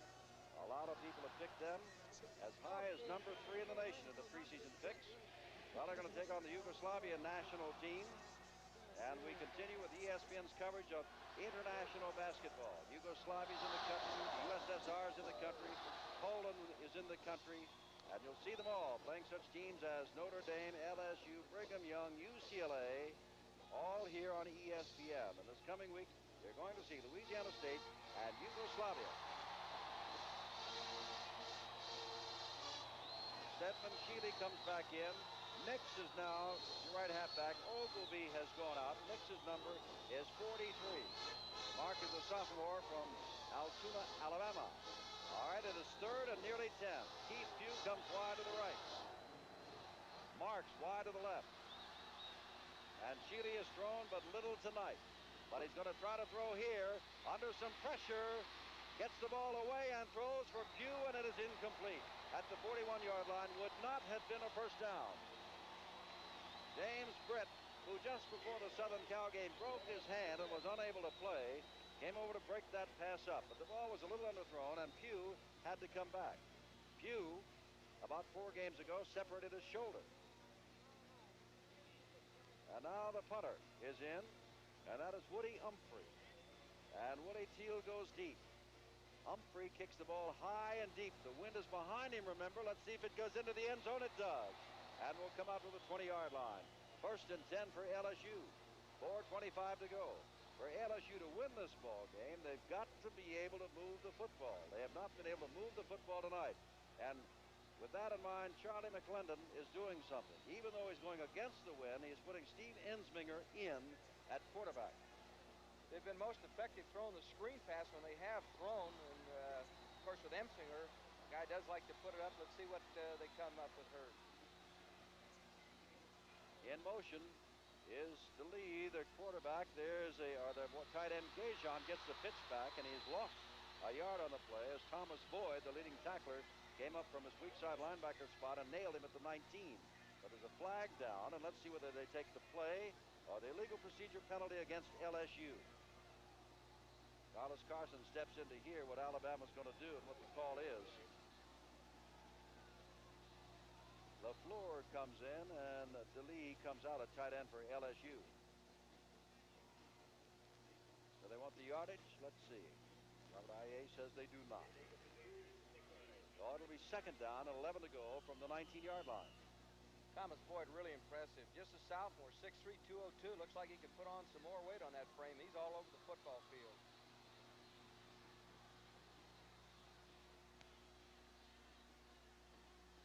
Ensminger dropping straight back. Another screen, and the ball is underthrown, but picked up by Gajan, and he just gets across the 20 before Boyd again makes the stop. Thing looked like it had something going, but Boyd just takes care of that side of the field by himself. You know, LSU's got the ball now, but Stedman Shealy's the quarterback when Alabama has it. Alan Gray's listed number 2. He's got a hamstring pull. Tommy Wilcox, who's playing defense, is listed as number 3, and he hasn't played the last 2 series on defense. An LSU man being led off the field. I'm wondering if that is Quinn. Anyway, here's Ensminger running for his life and underthrows Gajan, who was ahead of the man. There was a man covering over there. Hanna was doing the pressuring. And all of a sudden, the LSU kicking team has to come out again and tip the old hat tonight, not only to the LSU defense, but to the Alabama defense. LSU's not been able to move the football at all. Alabama's really taken over the line of scrimmage in the second half defensively. Hanna and Boyd, among others, just all over the field, as we've mentioned. That was Quinn who went to the locker room. Mahfouz will do the kicking against that wind, and he's having a tough time, and a call is taken by Ricky Tucker at the 47-yard line, and it's excellent field position for Alabama. You just wonder when and or if the Crimson Tide can begin to blow LSU out of here. They've had 3 field goals attempts. They've made 1 from 27 yards out in the third quarter. Now that's the only score of the ball game. Got 3 minutes and 12 seconds to use the wind. They have gone with the option most of the night. It's been most effective. Have not thrown on first down yet. Stedman Shealy's going to throw, looking, and is picked off by Teal. That's the first turnover of the night. Travis wasn't even looking when Stedman Shealy threw the ball. He had his head looking straight downfield, and Teal, the defensive back beyond him, saw the ball all the way and picked it off. Willie Teal is very active. You know, he had 47 tackles going into this football game, and he really stayed at home. It was a good-looking play, Jim. Something I thought would really get something going for Alabama, because they set it up extremely well all night. But Teal does his job, and LSU with a big turnover. That's the first one of the game, and again, we apologize for not having our instant replay tonight. Ensminger is your quarterback. We have it, but it has gone down for the moment. Ensminger on a pitch back to Carlos Carson, dropped the football. And let's see, they're running in to say it is second down. That would have been a dangerous turnover. Ed Stanton, the senior right tackle from Friendswood, Texas, number 79, fell on the ball, a loss. They had something going, too. Stanton had walled off that side, and it really looked like the play would, be an excellent one, particularly with the first down call. But the ball is slippery. There's a look at Willie Teal. He had the key interception just moments ago. Well, I hope it's a key interception. At least it stopped Alabama. They'd love to turn it around. Wilcox has come back in. Ensminger pitches the ball back to Gajan, who has done a yeoman job tonight, and he picks up just about a yard and a half before Thomas Boyd makes yet another tackle, and it's third down and long. This Gajan impresses you. There's been some great backs here. Charlie Alexander should say, the latest. And Gajan doesn't take a back seat to any of them. He gives you a day's work. You know, I wonder when LSU gets the ball in the fourth quarter, because unless Charlie McLennan goes somewhere else to coach and comes back to coach against Alabama, it'll be his last time against the old Bear, and you'd think he'd pull out all the stops. If he's got any plays back there, he would use them. Ensminger back to throw. A lot of room. Drills the ball, and Carson can't hold on to it. Would have been a first down at the 48-yard line. About 5 Crimson Tide jerseys around there, but the ball was right on the hands of Carlos Carson, and he couldn't hold on to it. Square in pattern, Jim, and Ensminger drilled it into coverage, but the pass was there, and Carson just couldn't hang on to the wet ball. It's a punting situation. And now John Adams, after those 2 very short punts by Mahfouz, has come in and will try his hand at kicking against the wind, which is rather strong, and in his face. Alabama leading by 3 late in the third quarter. They were favored by 2 touchdowns. Adams gets one away a little bit better. Wilcox takes it, and they're on him immediately at the 43-yard line. Alabama takes over. First and 10 at their own 43. Rusty Brown doing the coverage. Stedman Shealy brings his troops out. Nix is in there, Whitman, and Ferguson. First down from, let's call it, nearly the 44. We'll check it at the 44. As Keith Pugh comes wide to the right. And Keith Marks goes wide to hold it. That's Travis split out wide to the left. Edmund Shealy. Whitman gets a couple of yards, and that's all. He's had some big runs there tonight, but this time Kyle Brule, a sophomore out of Covington, made the stop along with Frizzell, number 44, the senior out of Athens, Texas. It's second down and 9 to go. LSU that time on in the first down situation went with a 5-man front. Had been changing up, going to the 5, sometimes the 6-1, giving Alabama a different look. Paul Bear Bryant wants to win the 9th in a row for the season, the 18th in a row for his winning streak, and 22 consecutive games in the Southeastern Conference. And that is Whitman that carried the football very near the first down. It'll be third down and short. Whitman carried. You notice the Crimson Tide will do that a lot, Jim. They went with Whitman on first down, nothing doing, and they come right back with him. They'll go to the well many times like that. Third and short. Let's see if the big horse gets it again. Pugh wide to the left. Travis to the right. But you'd expect a running play, as Irv said. Third down, a little bit more than a yard. Whitman, the big man, has got more than enough for the first down, down to the 41-yard line with Frizzell hanging on for dear life, along with Willie Teal. Stevenson just cleaned up that time, Jim. You talked about him so many times tonight. A true All-American. He just did the job as he blocked down. Whitman, 65 yards on 13 carries, and a lot of it thanks to the fella from Hampton, Virginia, Dwight Stevenson, 6'3", 242. He's the center.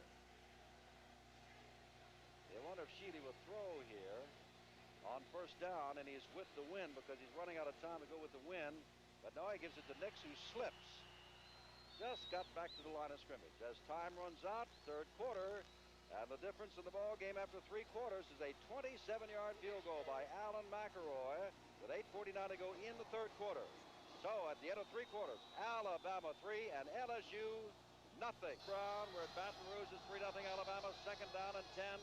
Stedman Shealy pitching back to Major Ogilvie, who's coming to the ball game. Ogilvie inside the 30-yard line. And first down, Alabama at the 26.5-yard line. Run out of bounds by Lyman White and Willie Teal, and the Crimson Tide begins to roll. LSU's defense has been on the field a lot of times tonight. And stand by, folks. You can see Major Ogilvie in action. Here it is, counter option. Watch the block by 41 Ferguson, the guy who dropped that or fell down on the swing pass. Really redeems himself here as he crushes him right there. And here's Major Ogilvie, a fine running back, picking up good yardage for the Crimson Tide. Marks wide right, but you'd expect Alabama to run. They're going against the wind. They've got a 3-0 lead. Shealy hands off, and straight ahead goes Whitman and stumbles for 5 or 6 yards after being hit at the 25. He gets down near the 20-yard line. First time we've seen that play, Jim, tonight. Just a straight veer dive, and Whitman, of course, this guy can move. He's big, he's strong, and he runs hard. They say his knee touched outside the 22-yard line. Rushing yards, Alabama 190, LSU 57. Passing yards 42 to 11, and you can see an overwhelming margin for Alabama. But the points, 3-0, the Crimson Tide. Stedman Shealy pitches back. Major Ogilvie knocked out of bounds. Near the first down and may have it. Rusty Brown took him out of bounds. And they'll mark it at the 17-yard line. And that should be enough for the first down. Bama went away from the strength of the Tiger defense to the short side of the field. And it is a first down, or is it? Well, they got the yard marker on the 17. Now he's telling him to move the sticks because the ball is inside the 17. Now they're moving the sticks. First down.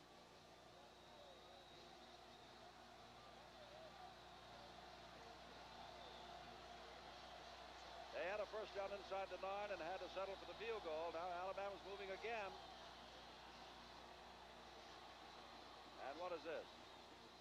The crowd, they're right in front of the LSU band, and I don't know how loud it sounds to you at home, but they're right in front of the LSU band, and they are playing their hearts out in this rainstorm. And Stedman Shealy, for the second time tonight, has to step away. They have 2 tight ends in there, Travis and Kraut, and now they may change that as Pugh is coming in and Jackson is coming back in. So out goes Kraut. Out goes Ferguson. And here comes relentless Alabama. They have not let up. They've been denied, but they keep coming back.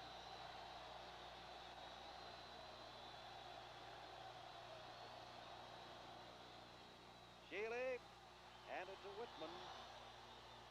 pile up, and I think that some of the LSU men thought there might have been a fumble. Atia and White made the stop, but there's no evidence of any kind of fumble.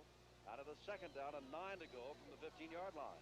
Ball almost came loose that time, Jim, as Whitman was struggling with the football. However, was able to hang on. Alabama, again, statistics just show you how much that Alabama is dominating this ball game. But they haven't been able to get the ball in. And that's the big deal. Move it in. LSU has been good. Dedmon Shealy in a little bit of trouble. Pitches, no, hangs on to the ball. He gets out of trouble, loses the ball. Belongs to LSU. Shealy got the first down, and James Britt came up with the fumble at the 5-yard line. And again, Alabama is denied. Dedmon is such a good athlete. He tries to make an extra move on the counter option. Watch the speed here as he somehow gets to the corner and turns the corner where he shouldn't be able to. Now look at the move as he cuts upfield, fighting for yardage, and the ball is knocked loose. Looked like number 90 got the chores done for LSU. And if that's the case, that's White. Now LSU has not been able to move the ball all night long, and they're well in their own territory at the 5-yard line. But at least they've held off the Crimson Tide. Ensminger hands the ball off, and Leroy Jones carries for 5 big ones out near the 10-yard line before Robbie Jones made the stop. Second down and 5. Kind of a blast play that time, and Jones gives him some breathing room as he does pick up good yardage. Alabama 3, LSU nothing. A stunning performance by LSU. They've dragged out the old cliche. They have bent and bent and bent, but thus far they have not broken, surrendering only a field goal. But Alabama hasn't given them a shot at any kind of score. And Ensminger, on his own 2, puts the ball up and has a man on the sideline. First down. Tucker makes the stop across the way, and it is Murphy, Jerry Murphy, who made the catch at the 18-yard line. First down, LSU. Another look. They start in the power I. Murphy in motion. Here's the fake up the gut. Tailback will seal it off. Look at the poise here.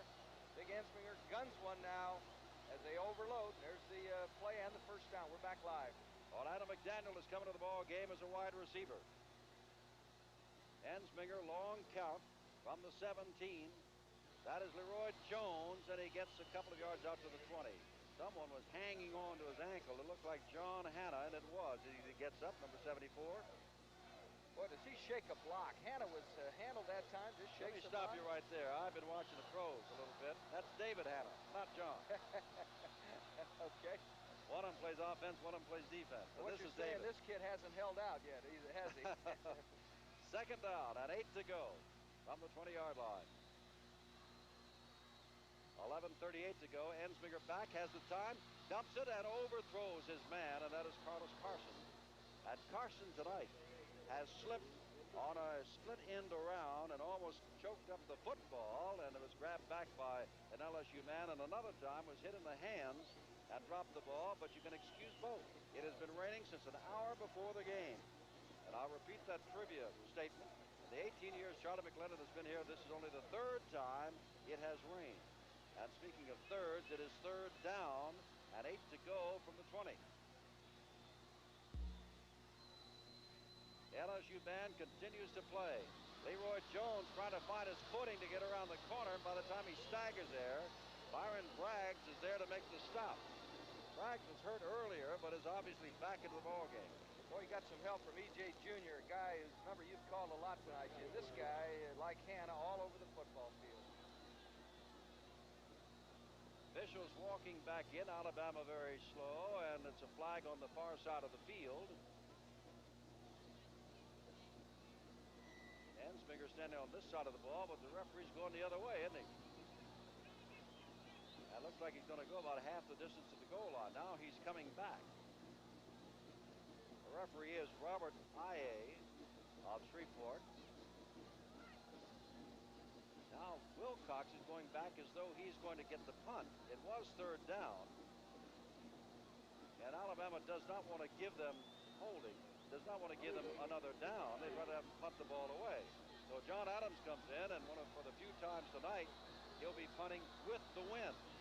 He and Mahfouz have been splitting the punting. There have been 2 turnovers, and Alabama's had both of them. An interception, and they lost a fumble. LSU hadn't turned over the ball yet. Wilcox had this ball kicked away from him, and now it's going to be a dangerous thing to pick up, so he won't do it. To the 34-yard line it goes, and John Adams has been very effective with that one. Line of scrimmage back near the 20, and he kicked it nearly 50 yards. First down, Stedman Shealy's the man. He's coming into the backfield for Alabama. 11-13 left. 3-0 the Crimson Tide.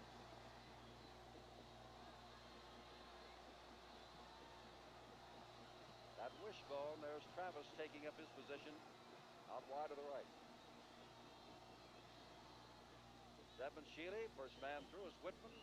Gets a couple of yards across the 35. The market is about the 38. Well, it's 2nd down and 7. Now, Larry Brown, no matter what happens, with 11 minutes to go, I'm going to make the statement. This ball game has surprised me. Charlie Mack had him ready to play. I'm sure that the weather has hurt Alabama a little bit, but hey, don't take a thing away from the Tigers. They really are getting after it. Alabama's got to be concerned about its #1 ranking. But of course, Nebraska had a tough time today, too. There is Major Ogleby. And Ogleby gets inside the 40. And it'll be 3rd down and 3.5 to go. Williams made the stop. He got a little help from Jerry Hill, the fine linebacker. Hill's been a hard worker, really done a job for LSU. He's come on to play excellent football for him. 3rd and 3.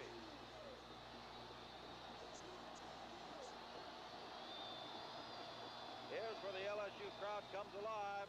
Whitman blasts and has the first down across the 45 up to the 47-yard line with John Adams hanging on for dear life. But Alabama picks up the first down. They move the ball across the 45. Here's that interior for Alabama as Whitman really does the job. They double down and the tackle seals off. Whitman has just got excellent yardage. 17 carries, now up to 81 yards, closing in on the 100-yard mark. Stedman Shealy has thrown an interception and fumbled the ball away tonight. Gives the ball to Whitman again. I guess they figure when you got a good thing, why not? Keep going. Adams and Atia makes the stop. Well, we've mentioned the interior there, Stevenson's Booth, but that right tackle, Jim Bunch, has been very consistent tonight, too. And on the other side, Mike Brock has had his moment. It is 3-0 Alabama. And we've only got 9 minutes and 17 seconds left in the game. And it is 2nd down and 5, Alabama at midfield. Stedman Shealy and Jackson falls down, trying to make a cut. Rain now beginning to take its toll more and more. It really is, particularly in the middle of the field, Jim. Not only ball carrier slipped that time, but one of the defenders, and it's definitely a factor. Played in an unexpected rainstorm. The rain was supposed to have been moved out of here by tonight. It's just supposed to be cool and overcast. We've had nothing but rain.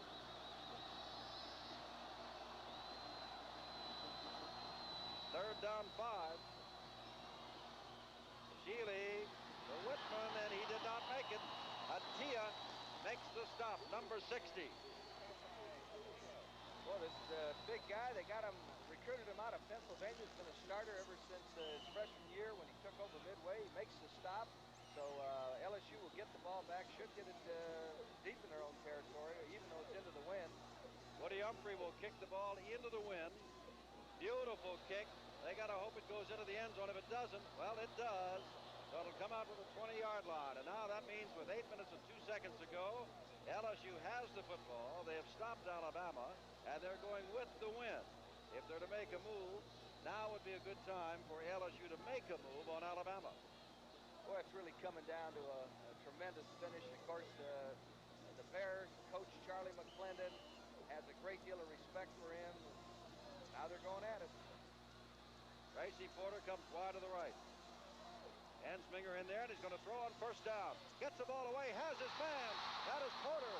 First down, out across the 35-yard line. They'll mark it at the 36. And LSU gets moving. Wilcox makes the stop. Play action, and the favored pattern this year in both college and pro seems to be the square in. Here it is, the fake to Hokie Gijon.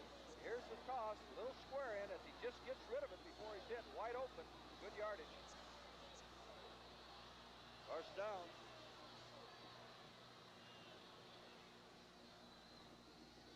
Ensminger back to throw again, has time again, coming across the middle, and this time it is Orlando McDaniel. Near a first down across the 45-yard line. Looks like the same play just to the other side, a square in pattern after faking to the tailback, and they caught Alabama in a stunt that time, so there was no underneath coverage. We'll get another look. Here it is. Looking all the way. They pick up the stunt extremely well. There's the square in. Ball is thrown a little bit to the right of the receiver, running left, but he makes a fine play, and McDaniel, there's the stats on him. They'll measure for the first down, Jim. Measuring for the first down, as you can see, it is not a first down, but Steve Ensminger was a quarterback that you saw on Sports Center, along with David Woodley, the other quarterback. And when I asked him, since he is the thrower, do you believe, like all the top quarterbacks do, just give me the ball and I can win at any time from anywhere on the field? He gave me that slow smile of his and said, well, I like to throw the ball. And the last two have been on the money, Jim. It is second down and short. 7:10 to go. Alabama 3, LSU nothing. Ensminger on second and short puts the ball up and is intercepted by number 43, Clements. Mike Clements has the first turnover, and LSU has been thwarted, but there's a flag at the 44-yard line. So hold everything. Illegal procedure, LSU, they'll refuse that. And so it is first down, Alabama. You know, I was beginning to think weird thoughts, and I'll give you those weird thoughts after this is over. Well, they went from the power eye that time. Look at Clements. The ball is underthrown, but Clements makes a great play. Look at the leap now. I got to believe this guy can do the vertical leap pretty good. Mike Clements comes up with a key interception. He's a junior out of Birmingham. You know, I was just thinking something as LSU was on the move. They haven't come close to scoring yet, but I'll give you my thoughts, projected thoughts after this play. First down from the 48-yard line. Stedman Shealy going the other way, puts the ball up in the air and has his man Travis on the far side, and that's the first down inside of 35. And how quickly this is turned around. But what I was thinking was, what if LSU wins this ball game as they were on their way? You know what would happen? Georgia goes to the Sugar Bowl regardless of what, because Georgia could even lose to Auburn. They'd have the same Southeastern Conference record, and on the appearance of who went there last, Georgia would be in. But LSU was on the way, now it's going the other way, so forget those thoughts. And what a call by Bear Bryant on first down. First down from the 32-yard line. Alabama now, with time running down to 6:51, would love to score and lock this thing up. Whitman, the fullback, carries for a yard or two. You know, if you settle for a field goal again, there's always the possibility of a touchdown that could beat you. So Alabama's got one thing in mind. Hang on to the ball, and if we're going to score, let's get 6 and add the extra point. Second down and 8 from the 30-yard line. Make no mistake, Alabama has been the dominant team tonight. They've been able to move the football. They've been able to stack up the first downs. The tip of the hat goes to the LSU defense for what it has done in holding Alabama thus far to just 3 points. Second down, 9 to go from the 31-yard line. Stedman Shealy hands to Whitman. Gets inside the 30-yard line down to about the 28-yard line. Now it'll be third and long, and Alabama desperately wants the first down here to keep this thing rolling and try to punch it in. Whitman has really been reliable tonight. Not only does he get the good yardage, but he hangs on to the football. He takes care of it, protects it. Third and about 5, you would think they'd run the option, but Bear Bryant hard to read on tendencies, and he could go with the fullback up the gut again. Remember, I could say they were going against the wind, and they still are, although most of the flags at one end of the stadium have been taken down. Stedman Shealy, he's going to put it up, and it's out of bounds. Out of bounds. Hill was over there grabbing the ball out of the air, but it was out of bounds before he even got to it. Major Ogilvie, the intended receiver. And now let us see what happens. Yeah, he was wide open, and Lyman White tipped the ball at the line of scrimmage. I believe it was White. They had something going. Another look as they throw the football when you expect the option. Watch the ball tipped at the line of scrimmage. It was not Lyman White. It was number 49, and that's Jerry Hill, the linebacker. Let's say something. Here comes Pew in. They're not going to try anything against this win except to try to get a first down. It'll be 4th down and 5. And if they don't make it, it will be LSU that takes over. If they do make it, you can almost wrap it up for Alabama with 5:25 to go.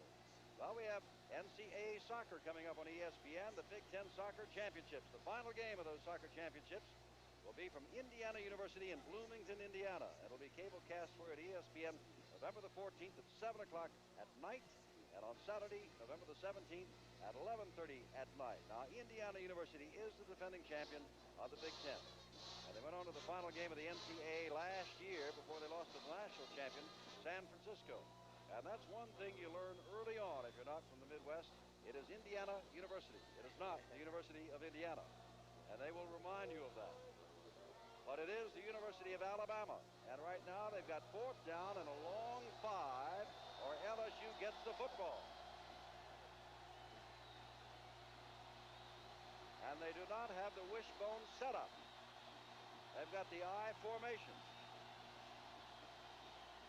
And going back is Stedman Shealy. Down he goes. They take over at the 40-yard line. Atia and Adams get him, and they have outstanding field position as there's a loss on the play of nearly 15 yards. Well, what a turnaround, Jim. They do not go for the field goal into the wind, which would appear to be the wise decision, but then two good athletes, Atia and Adams, make the big play. So now with 5:18 left, a quarterback who showed us he has the ability to hit that square in, and Ensminger, LSU, this thing is going to come down to a wild finish. 3-0 Alabama. First down, 39.5-yard line. LSU. Ensminger back with the ball. They're rushing him. He puts the ball out there for Carson, and it bounds off his chest. There was a hand in his face. That was Tucker, and Carson had the ball go off his chest as he went out of bounds. And it is 2nd down. Orlando McDaniel comes in. But Ensminger put that ball on the money. He did, and Jim, that what you said is so true. Tucker really saved something there because Carson was out there. It's tough to catch the football when a hand is in your face. The ball was on the numbers, though. Carson had 27 catches before tonight. Had a couple of opportunities tonight, and then the wet weather's not been able to hang him in and haul him in, and I'm sure he's upset with himself. It is 2nd down, and LSU, Ensminger's coming over saying, hold it. Let's get our act together here on 2nd down and 10. This is a golden opportunity, about as good as LSU has had all night, starting a series of downs from their own 40-yard line. Well, Alabama has really controlled so many things, and yet the one statistic that they haven't is the score. It's only 3-0. We got to keep in mind, though, LSU is going against the best defense in the nation. You got to keep in mind also the fickle media. Because if Alabama only wins 2-0, just say this score stands up. And it comes down to write in your votes for number 1 on Tuesday in the Associated Press or United Press International. When you have so many other undefeated teams, not just Alabama, there are many other undefeated teams in the country, things could change. Alabama needs some points, perhaps, to hold on to the number 1 ranking. But that's all conjecture. But that's what we love to do. That's the fun of sitting up here. That's right. With the 2nd down situation, Jim, the one play that has really looked good for LSU has been the square in or the screen pass. Let's see if Charlie Mack chooses to go to either. Tracy Porter's had good hands tonight, as wide to the right on 2nd down 10. Ensminger sets it up, throws it out, has his man Gajan. Gajan has the first down, noses the ball across the 50-yard line. E.J. Jr. was out there, but he crossed the 50, and that's the first down LSU with 5 minutes and 1 second to go. They run the screen nice. It's been a good play for them all night long. They fake play action. Looked like it would be the square in. Instead, the screen left. Jr. makes the play, even though he is blocked. I tell you, this guy gets off a block well. Watch him hit right here. However, he gets off the block to keep Gajan from going down the sideline, although Hokie was losing his balance. Lionel Wallace, number 6, has come in as a wide receiver. On first down, Ensminger throwing on every play. Blitz is on, and well, the ball is intercepted by Jim Bob Harris. Off the hands of LaFleur and into the hands of Jim Bob Harris. And now the turnovers are even at 2-all. Remember, Alabama was going for a touchdown. when Stedman Sheely fumbled the ball at the 5-yard line. And now LSU is moving only to have this happen. What a play by Jimmy Bob Harris. He's been tough all night long. He makes the hit legally and then makes a one-handed grab. And, you know, a winner somehow finds a way to beat you. And Alabama apparently now in great shape with 4:36 left. The big turnover by Jimmy Bob Harris. They want to win their 18th in a row, the longest winning streak in the nation. They want to stay undefeated this year. Whitman carrying the ball, but also what they want to do, let's check that. Sheely had the ball. Also what they want to do now, if they can, is get more points. 3-0 Alabama. And, you know, that's another case perhaps for a national championship. That's a debatable thing within the NCAA member schools. Some people say they want it. Other people say it destroy the bowl games. Back and forth it goes, but this is the kind of thing that would bring up a controversy on Tuesday if Alabama is not voted #1 on the basis of what happened tonight. Stedman Sheely carrying the football and slides across the 50. That should give Alabama the first down, but they're going to mark it just shy of the 50, I do believe. No dance for Sheely tonight. He has really been working. We've got an injury on the 45. One of the LSU kids is down. LSU man down. You take a look along the sidelines of the LSU bench. I'm sure that down in Tuscaloosa, Alabama, where they're seeing this game as their initial day of ESPN, they're looking at the set and saying, if this is what you're going to give us, we don't want it. We want Alabama to win. A national magazine came out last week with a story on Bear Bryant, and you know what happened? Can't buy that magazine in Tuscaloosa, Alabama. They were calling down to the LSU people saying, go out and buy some copies of the magazine. Because that is the revere position that Paul Bear Bryant is in and football is in the state of Alabama. The LSU man down. We have the glasses on him, but people are bending over. It looks like it might be John Adams, but we'll wait, of course. He's gone off injured once before. That wind is really kicking up now. It's a gale out here. And it is still raining. 3-0 Alabama, 3:46 to go. And we're now told it is John Adams down, and we now see that Bill Farrell has come out to take his place at the right defensive end spot. We went so long without a single turnover. Then Alabama, Sheely overthrew Travis, and Teal picked it off for an interception. And then Sheely carried the ball down to the 5-yard line of LSU and fumbled the ball away. And since that time, there have been 2 turnovers for LSU. They're even up, and the only difference in the ball game is 3 points. Professional boxing on ESPN, and this week they're going down to my state, Maryland, to the Baltimore Civic Center. They'll have a 12-round main event. Heavyweights George Chaplin and Wendell Bailey. Chaplin's record undefeated. He's 13-0. Bailey's 13-2. And in the semifinal bout, a light heavyweight fight, Johnny Wilburn and Dwight Braxton. That's an 8-rounder. It is Adams who came out a little while ago holding a shoulder. I don't know what the problem is this time, but it is short yardage, 3rd down, and just inches to go.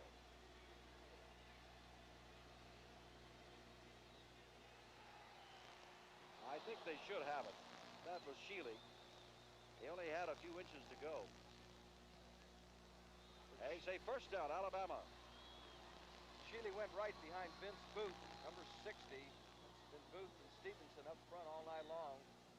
Johnny Robinson of Southern California, when he got out of here, barely with the win in the last 32 seconds, told his team in the dressing room afterwards, let's get dressed and get the heck out of Louisiana. Paul Bear Bryant might say something like that, but I'm sure he'll be disappointed that his team, which averages better than 37 points a ball game, has only got 3 points thus far. Old will be carrying the ball. You got to realize that Alabama is one of the top scoring teams in the nation, and that Alabama in its games this year had scored 170 points in the second half. They've only scored 3. But, of course, their defense has done the job. On LSU, they've not allowed a point. There's Adams shaken up for the second time tonight.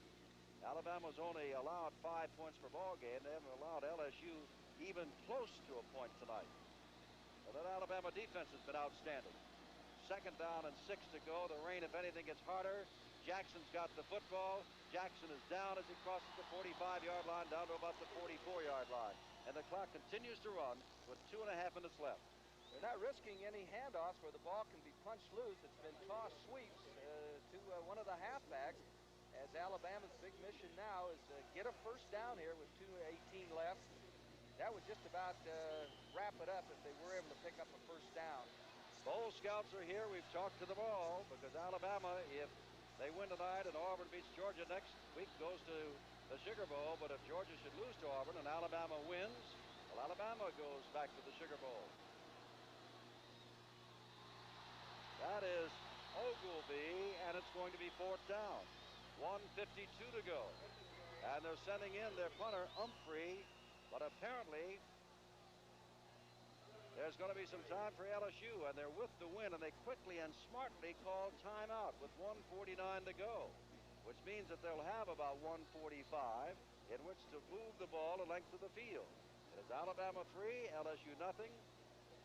And I can't believe it because down here with Southern California, the game was not won until the final 32 seconds by Southern Cal and could have been won in the last 8 seconds with a pass in the end zone by LSU. Then we come back, the same kind of situation. LSU again facing a number 1 team for the second time this year.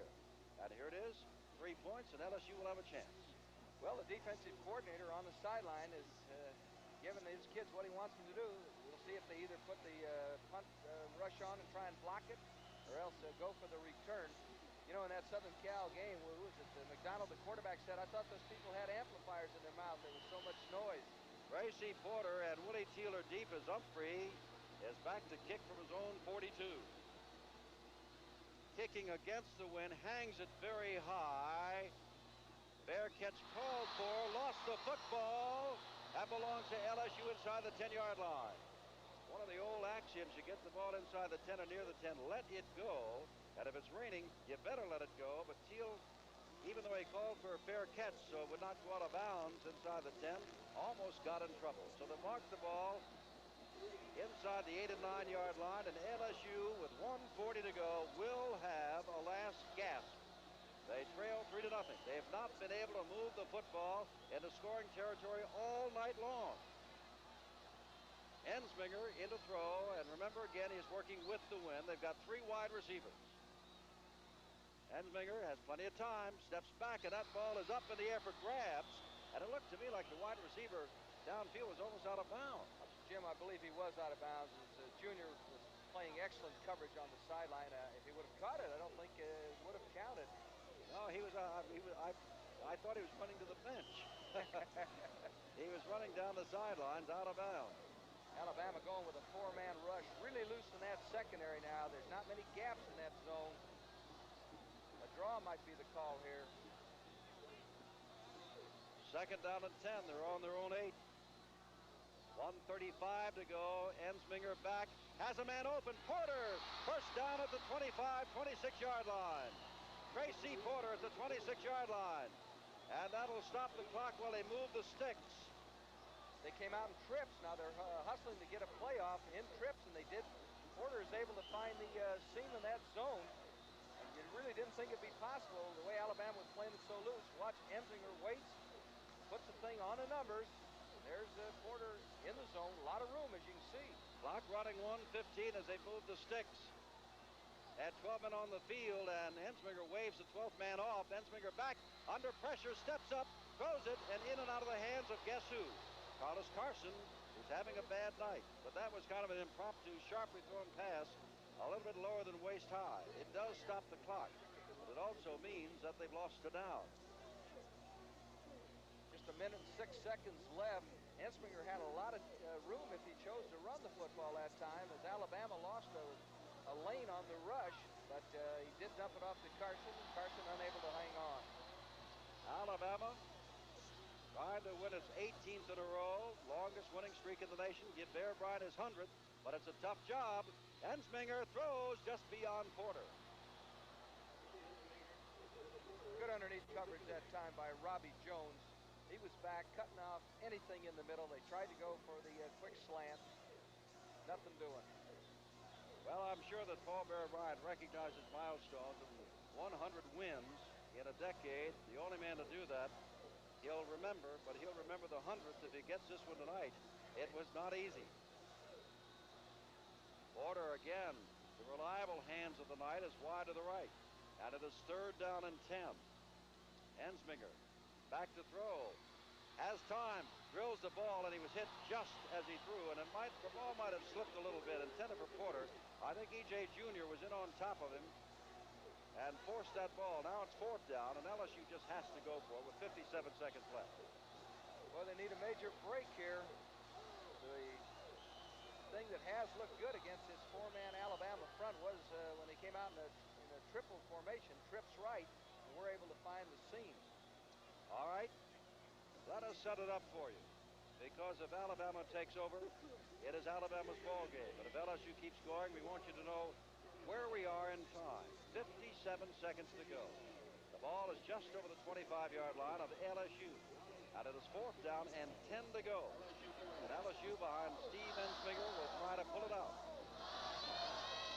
Alabama will be glad to get out with a 3-0 lead. Their only real threat, they had a first down at the 9, couldn't take it in, and had to settle for a field goal. That was in the 3rd quarter. And then later, Stedman Shealy got down to the 5 for a first down, but fumbled the ball away. So Alabama's the only team that has really had an opportunity to score. LSU has not, but will take this final opportunity, hoping they do get a chance to score. Final play for LSU as it looks. 4th down and 10, 57 seconds to go.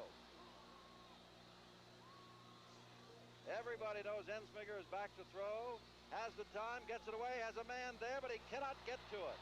Murphy on the far sideline couldn't get to it. Alabama takes over and apparently will remain undefeated. They can fall on the ball a couple of times and get out of here with a 3-0 ball game.